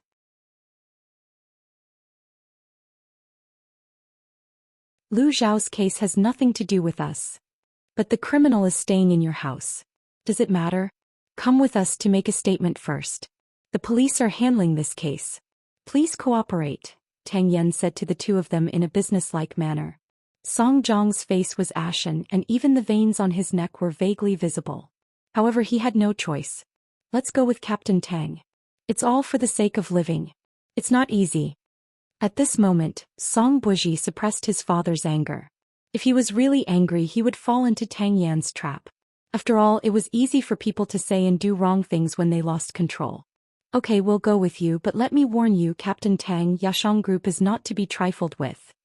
Are you threatening me? The people's police are the least afraid of threats. After saying that, Tang Yan said to old Qing, take them away. Yasheng Group had a lawyer. Moreover, Xin Mei's confession only mentioned Feng Chong, but it did not mention Yasheng Group or the Song father and son. Tang Yan knew that it would not be of much use to bring the two of them back. However, he wanted to force Feng Chong to make a move. In addition, he wanted to tell the people of Jianchuan about the close relationship between Lu Zhao's case and the Song father and son. Today was the day Lu Zichen announced his inauguration. He also hoped that this big gift would allow those companies that supported local education and healthy development to have no worries. Then the Song father and son got into the police car together. What exactly are you planning? Song Jiang asked his son with his back facing the police. If you don't fulfill Captain Tang's wish today, he will think of other ways to deal with you. Dad, don't forget that in order to stop his subordinates from continuing to investigate Bicini's cases in J City, you sent someone to bump into his subordinates. Coupled with Qing Bin's grudge, do you think he will let us off so easily? To be able to become the Shen family's godson-in-law and be brothers with Xianxia, do you think he's really someone to be trifled with? So what? When I get out, I'll definitely teach him what it means to respect the old and love the young. Song Jiang did not take a small criminal police officer like Tang Yan to heart. After all, there was a big shot behind him who knew how to protect him. However, he did not know that this was a trap. As long as the deputy chief Liang he mentioned really had the guts to protect him, then the higher-ups would be able to save a lot of effort in investigating. However, this deputy chief Liang was probably not that stupid. Captain Tang, what do you plan to do with the father and son? Old Qing asked Tang Yan in the car. What can I do? Follow the normal procedure. When the time is up, I still have to let them go, Tang Yan answered old Qing as he ate breakfast. As Tang Yan ate breakfast, he answered old Qing, I'll avenge you in J City, but not now. I know. I'm already very grateful that Captain Tang still remembers it. In fact, Chief Long of the 9th Division did indeed have an agreement with Tang Yan. He wanted to capture the father and son to see if anyone would step forward to protect them. They already had a lot of insider information about Bicini's case, but because it involved a big case, they would not really make a move unless they had conclusive evidence. Also, report Lu Zhao's case and issue a wanted order. At 10 o'clock in the morning at the venue of the Lu Corporation's inauguration press conference, before the speech even started, the people in the education world received news that the father and son from Yasheng Group had been invited to the police station for tea. It was related to Lu Zhao's case. Then the police issued a wanted order. It turned out that there were 3 murderers who killed Lu Zhao and the mastermind was Feng Chong. Wasn't it obvious that Yasheng Group had created such a brutal murder case in order to suppress their opponent? At 10:15 in the morning, Su Che brought the latest news. Yasheng Group's stock had begun to plummet. Xianxia hugged Mu Qiqi and sat below the stage. He tilted his head. At times like this, we have to pay more attention to safety. When a dog is forced into a corner, it will jump over a wall.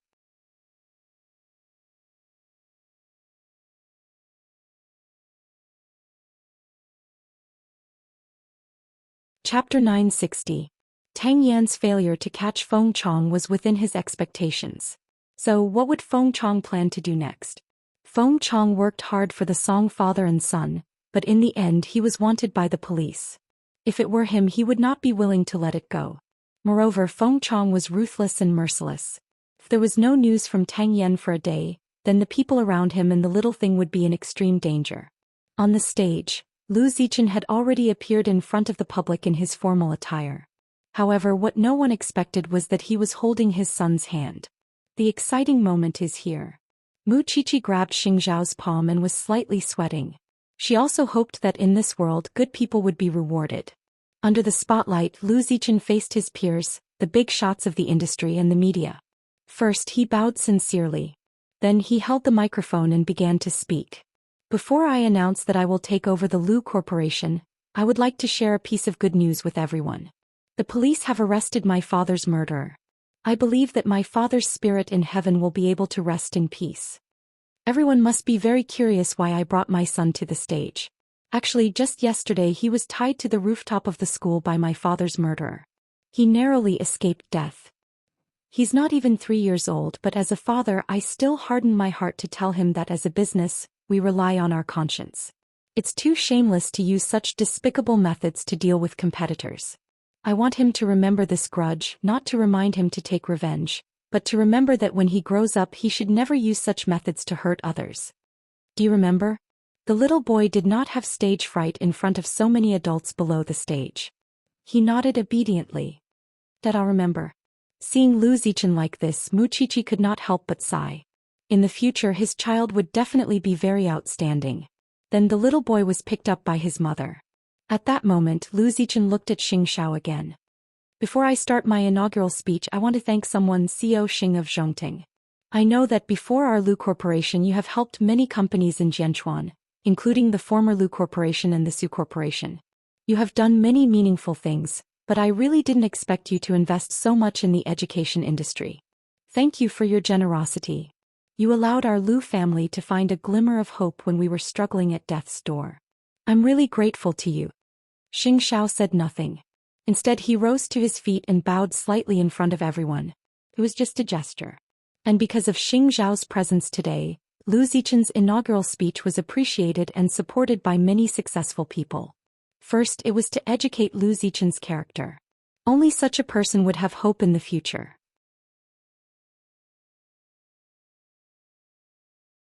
Secondly, it was because of Zhongting's support. The local education industry was half dead because of the impact of the Yashang group. Now that everyone was working together, they would definitely drive those crooked enterprises out of Jianchuan. An upright person is pleasing to the eye. Hearing Muqiqi sigh, Xianxia tilted his head to look at her. It was because the Xin family's genes were strong that she had such a strong sense of right and wrong. Today, I officially announce that I have become the new chairman of the Lu Corporation. I hope that I can lead everyone to move forward fearlessly. With the warm applause, Lu Zichen's impassioned speech came to an end.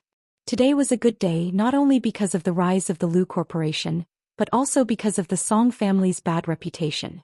After the inaugural press conference there was still a luncheon. However, Muqiqi was getting old. After standing for a long time she wanted to lie down. When Xianxia saw this he couldn't help but hug her and say, "Let's go home. You're so happy today." "It's fine." Muqiqi shook her head.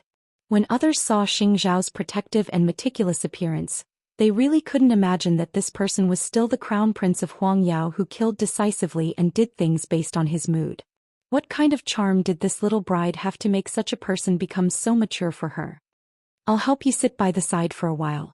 After I say goodbye to Lu Zichen we'll leave." "Okay." Muqiqi quickly nodded. "Go ahead. I'll sit by myself." It was just a few steps, so Xianxia didn't force her. He turned around and walked into the crowd. S3. Muqiqi also sat down on a comfortable chair. At that moment the hotel waiter walked to Muqiqi's side with a note and said to her, "Miss Mu, someone asked me to give this to you." Muqiqi looked at the piece of paper warily. After confirming that there were no other traps, she reached out and picked it up. Then she saw a sentence written on it. "You will definitely pay the price." Muqiqi frowned and suddenly looked around the hall. She had a hunch that the so-called Uncle Rome was probably nearby. Otherwise he wouldn't know that Xianxia wasn't by her side. Of course she wouldn't chase after him foolishly. Wouldn't that be playing into the enemy's hands? A moment later Xianxia returned to her side. Seeing her strange expression he frowned. "What's your expression?" Muqiqi reached out and handed the note to him. "I think this Feng Chong is probably targeting me." Xianxia tore the note and calmly helped Muqiqi up. "Let's go home. There's nothing to worry about." She was the weakest link between Xianxia and Tang Yan. Not only because she was a woman, but also because she was a pregnant woman who was about to give birth in 2 months. In addition, she was the one who discovered Xin Mei's matter, so it was only natural that Feng Chong would look for her. "Don't worry. Leave everything to me." Muqiqi shook her head. "I'm not worried.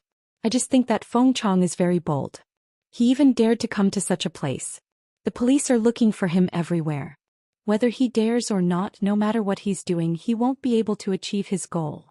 Xianxia held Muqiqi's hand and led her out of the hotel venue. "When we get home I'll ask Fifth Aunt to prepare some calming tea for you. Then have a good rest. Don't think about anything else." "Are you trying to coax me like a 3-year-old child?" Muqiqi was a little helpless. Don't worry. My mental fortitude is very good. He's the one who has to live like a street rat now, not me. He's the one who should be afraid, not me. I have so many people around me to protect me. What's he to me? Xianxia had almost forgotten that this thing had always taken an unusual path.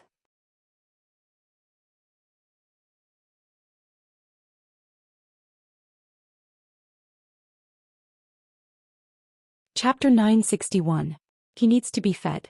Xianxia nodded and pulled the blanket back up for her. Rest well at home.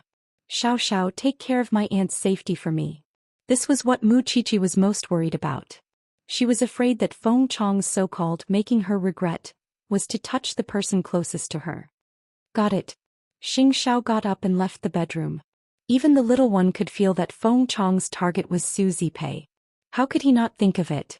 In the short term, the best person for Feng Chong to get close to was Su Zipei. I really hope that I can catch Feng Chong as soon as possible and deal with the Song family as soon as possible. Mu Qiqi lay on the bed and felt extremely powerless. Now that she was dragging her heavy body, she probably wouldn't be able to help at all. After returning to Zhongting, Xianxia immediately called Tang Yan. Is there any news of Feng Chong now? This person is good at disguising himself and knows anti-reconnaissance methods. He's a fierce bandit. I'm afraid it won't be easy to successfully arrest him. Xiaoxing, what do you think? At the event venue today, the little one received a warning from Feng Chong. He should have been at the scene at the time. You can bring someone to the hotel to look for clues. He sees Xiaoqi as a target for revenge. Right now, none of us know who he has set as his target, but, in order to make him focus on us, I'll go to Z City for a meeting in 2 days. I won't be in Jianchuan. Feng Chong will definitely seize this opportunity. When the time comes, we'll invite him into the trap. Xianxia explained his plan. This method is a little risky, but Feng Chong will definitely come. You want Xiaoqi to be the bait. Tang Yan could not help but frown. No, find a female bodyguard with good skills to pretend to be her. However, Feng Chong might go to another place because the security system in the Banyan courtyard is too good. You should also arrange for people to ensure their safety. Where? His aunt's house, the small villa, Xianxia said extremely calmly. At the very least, his target is me. However, Su Che is by my side, so you don't have to worry. Let me think about it first and assess the danger. After all, it's a gamble with your safety. You can't joke about it. I'll give you an answer tomorrow. Tang Yan did not immediately agree to Xianxiao's suggestion. Although he knew that Xianxiao's plan was right, Feng Chong was too crazy. No matter what you plan, I will deliberately release the news that I'm going on a business trip tomorrow.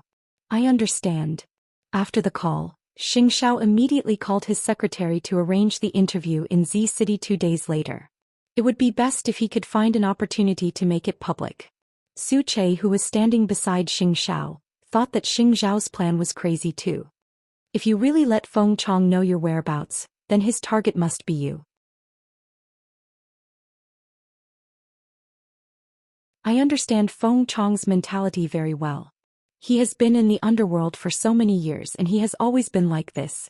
Su Che stood beside Xianxia with his hands behind his back. Do you want to reconsider? Qi'er is about to give birth. I have to deal with Feng Chong before that. I deliberately revealed my whereabouts more thoroughly.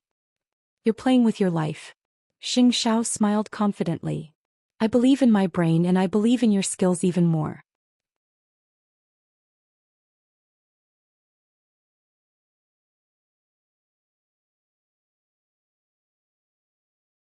Chapter 962. Are you afraid that you won't have the chance to get it back? Yan, I don't have any other requests. You just have to pay attention to your own safety. After all, you're already a father. You have to pay attention to the safety of the CO because he's about to become a father too. Don't worry. Since he was going to do it, he had to make sure that nothing went wrong. Therefore, before the next morning, Tang Yan had already replied to Xianxia. We can go according to your plan, but the Song father and son will be released tomorrow morning. We have to think of a way to stall these two people. Then it's up to you, Xianxia replied softly as he stood by the window in a black nightgown. I got it. Actually, it wasn't difficult. Since the Song father and son were related to the suspect, the police could find an excuse to protect the surveillance 24 hours a day to prevent Feng Chong from contacting them. In addition, the Yashang group was already troubled by internal and external troubles. He believed that the Song father and son would not be in the mood to do anything else, especially not to touch Xianxia. But you have to settle down, Chi-Chi. You don't have to worry about that. After saying that, Xianxia hung up the phone. When he turned around, he saw Mu Chi-Chi sitting on the bed and looking at him. Did I disturb you? Are you talking to Captain Tang on the phone again? Mu Chi-Chi asked in confusion. Hurry up and rest. Don't make a big deal out of it because of me, okay? Xianxia returned to the bed and reached out to hug Mu Chi-Chi. He saw that she had a pained expression. What's wrong? Leg cramps. Mu Chi-Chi blinked and said, it's very easy to have problems in the middle and late stages of pregnancy. Without saying anything, Xianxia grabbed her leg and gently massaged it. Now you know how hard it is to be pregnant. Will you still give birth in the future? Of course, Mu Chi-Chi replied heartlessly. Mu Chi-Chi replied heartlessly. Think about how many brothers and sisters you have. We only have one child. When I came to play with you, the child was alone. You're so unreasonable. After Xianxia finished massaging her calf, he said softly, in 2 days I'm going to Z City for a meeting. I wanted to bring you with me, but you're already pregnant, so it's better for you to stay at home. After Mu Chi-Chi heard this, she immediately stopped smiling and asked seriously, how many days? I'll be back the next day. Then go. Be careful. Mu Chi-Chi was a sensitive person and her mind would run wild. Who would believe that Xianxia was really going on a business trip at such a critical moment? However, she would not stop him. Because she knew Xianxia. If she couldn't fight alongside him, she would be his shield so that he wouldn't have to worry about anything. Do you feel better now? Go to sleep. Quick, hug me tightly. In truth, both of them knew very well that Xianxia knew that he could not hide from that thing, and he was certain that it would not stop him. In this world, the person who understood him the most was this thing. Because in her heart, the Xianxia she knew was never a coward. He would only do what he was confident in. At most, she would follow him through life and death. The next day, the father and son of the Song family, who had been locked up in the interrogation room for 24 hours, were released. As Xiaolong expected, the father and son immediately went to complain. However, Tang Yan did not care. He sent Old Qin and another policeman to follow the father and son.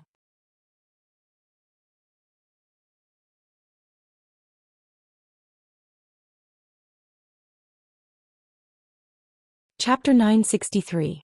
This is entirely because CEO Song did not provide any effective information. We are also afraid that the suspect will come back and contact you. This is also to ensure your safety. Old Qing thought about Tang Yan's instructions and said to the Song father and son seriously, call your Captain Tang over. Captain Tang still has to track down Feng Chong's whereabouts. I'm sorry, I'll send you home now. Get in the car here. Also, our colleagues will protect you closely to ensure that you're safe before Feng Chong is caught. Old Qing was not afraid of Song Buji's threat at all. Song Buji let go of Old Qing and couldn't help but laugh. You're good. Send the two of them home. These two people had almost caused him to lose his life. How could he let them feel comfortable so easily? He couldn't. The Song father and son had no choice but to get into the police car. However, both of them were filled with anger. When they got home and locked up in the living room, Song Jiang exploded. You've gone too far. It's useless for you to be angry now. The Lu Corporation has already risen. Just yesterday, when we were locked up in the police station, Lu Zichen had already given his inaugural speech. Now that Yashang Group is facing internal and external troubles and scandals, are you still thinking about revenge? Song Buji was much calmer. Since he was home, he should take a good shower and continue playing the game. It couldn't be that others were playing well, but the father and son who started the war would be eliminated, right? I'll contact your Uncle Rong. Are you going to make the mistake from 25 years ago again? Song Buji stopped him. Now that the police are looking for Uncle Rong, he won't let the police have an easy time. What role do you play in the middle? Let them solve it themselves. Isn't that the best outcome? Song Jiang seemed to have woken up from a dream as he looked at Song Buji.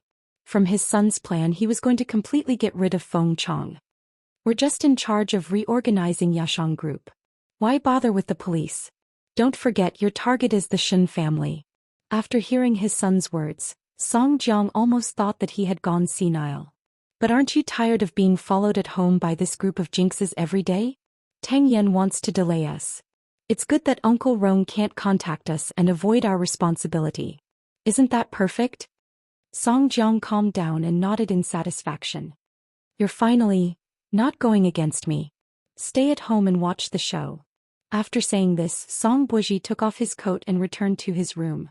He hadn't showered for the whole night. As a germaphobe, he couldn't tolerate it at all.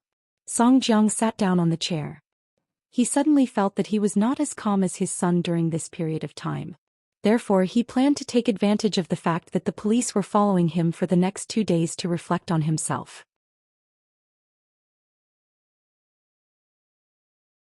On Tang Yan's side, he was still searching for Feng Chong in Jianchuan. However, this sly old man was too good at disguising himself. Therefore, there was no news of him ever since the arrest warrant was issued. Tang Yan agreed to Xing Zhao's suggestion. He planned to ensure the safety of the Sheng family from 3 aspects. Whether it was Mu Qiqi, Su Zipei, or Xing Zhao himself, Tang Yan would not give up on any of them. In the afternoon, Tang Yan personally went to Zhongting, and Xing Zhao had just finished an important meeting. Xing Zhao's secretary quickly called Mu Qiqi when she saw that. I need you to provide me with all of your itinerary and time points, and even who you're meeting with. I want to know everything clearly. Feng Chong can see through your arrangements.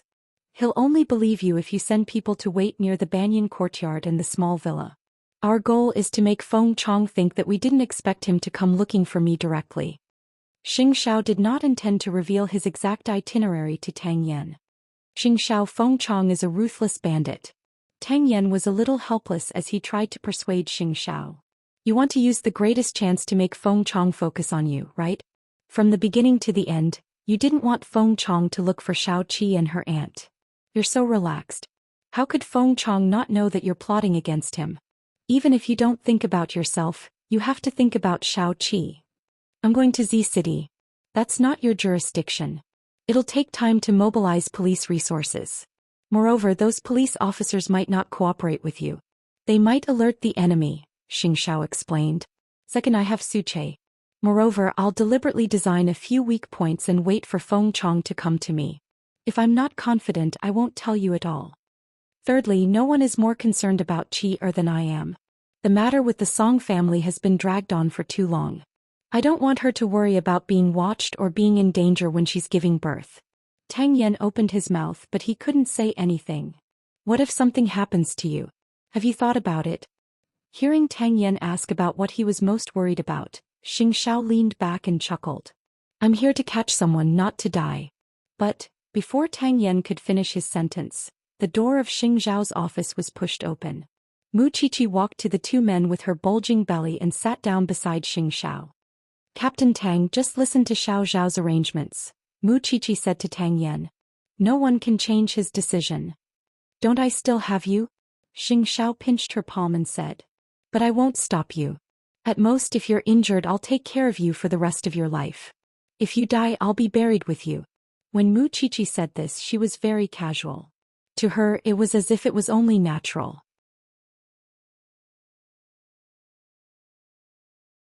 Tang Yan got up from the sofa at the right time and silently left Xing Zhao's office.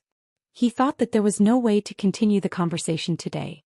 After Xing Zhao heard Mu Qiqi's words, he held her shoulder and turned her to face him. Who taught you that? Those words. No one taught me. That's what I'm planning, Mu Qiqi said firmly. I knew that Captain Tang would come to look for you today, so I came over in the morning. I'm in your staff area. I believe in you, Master Xiao. Believe me? Why did you run over here? Are you afraid that I'm hiding something from you? Xing Zhao pulled her into his arms. When I come back, I'll clean up the Song family and give you a baby as a gift. Okay. Mu Qiqi nodded with a smile. Since you're already here, accompany me to work. I'll take you out for dinner tonight. As Mu Qiqi answered, she started to move her hands on Xing Zhao. She was already 8 months pregnant, but she wasn't being honest. Xing Zhao's eyes darkened. He couldn't help but ask the little thing, do you want me to take a cold shower on such a cold day? Mu Qiqi pouted and immediately stopped moving. You're tuning in to the Zhou Xian's Legacy YouTube channel. Don't forget to subscribe and join us on this journey to catch the most captivating stories.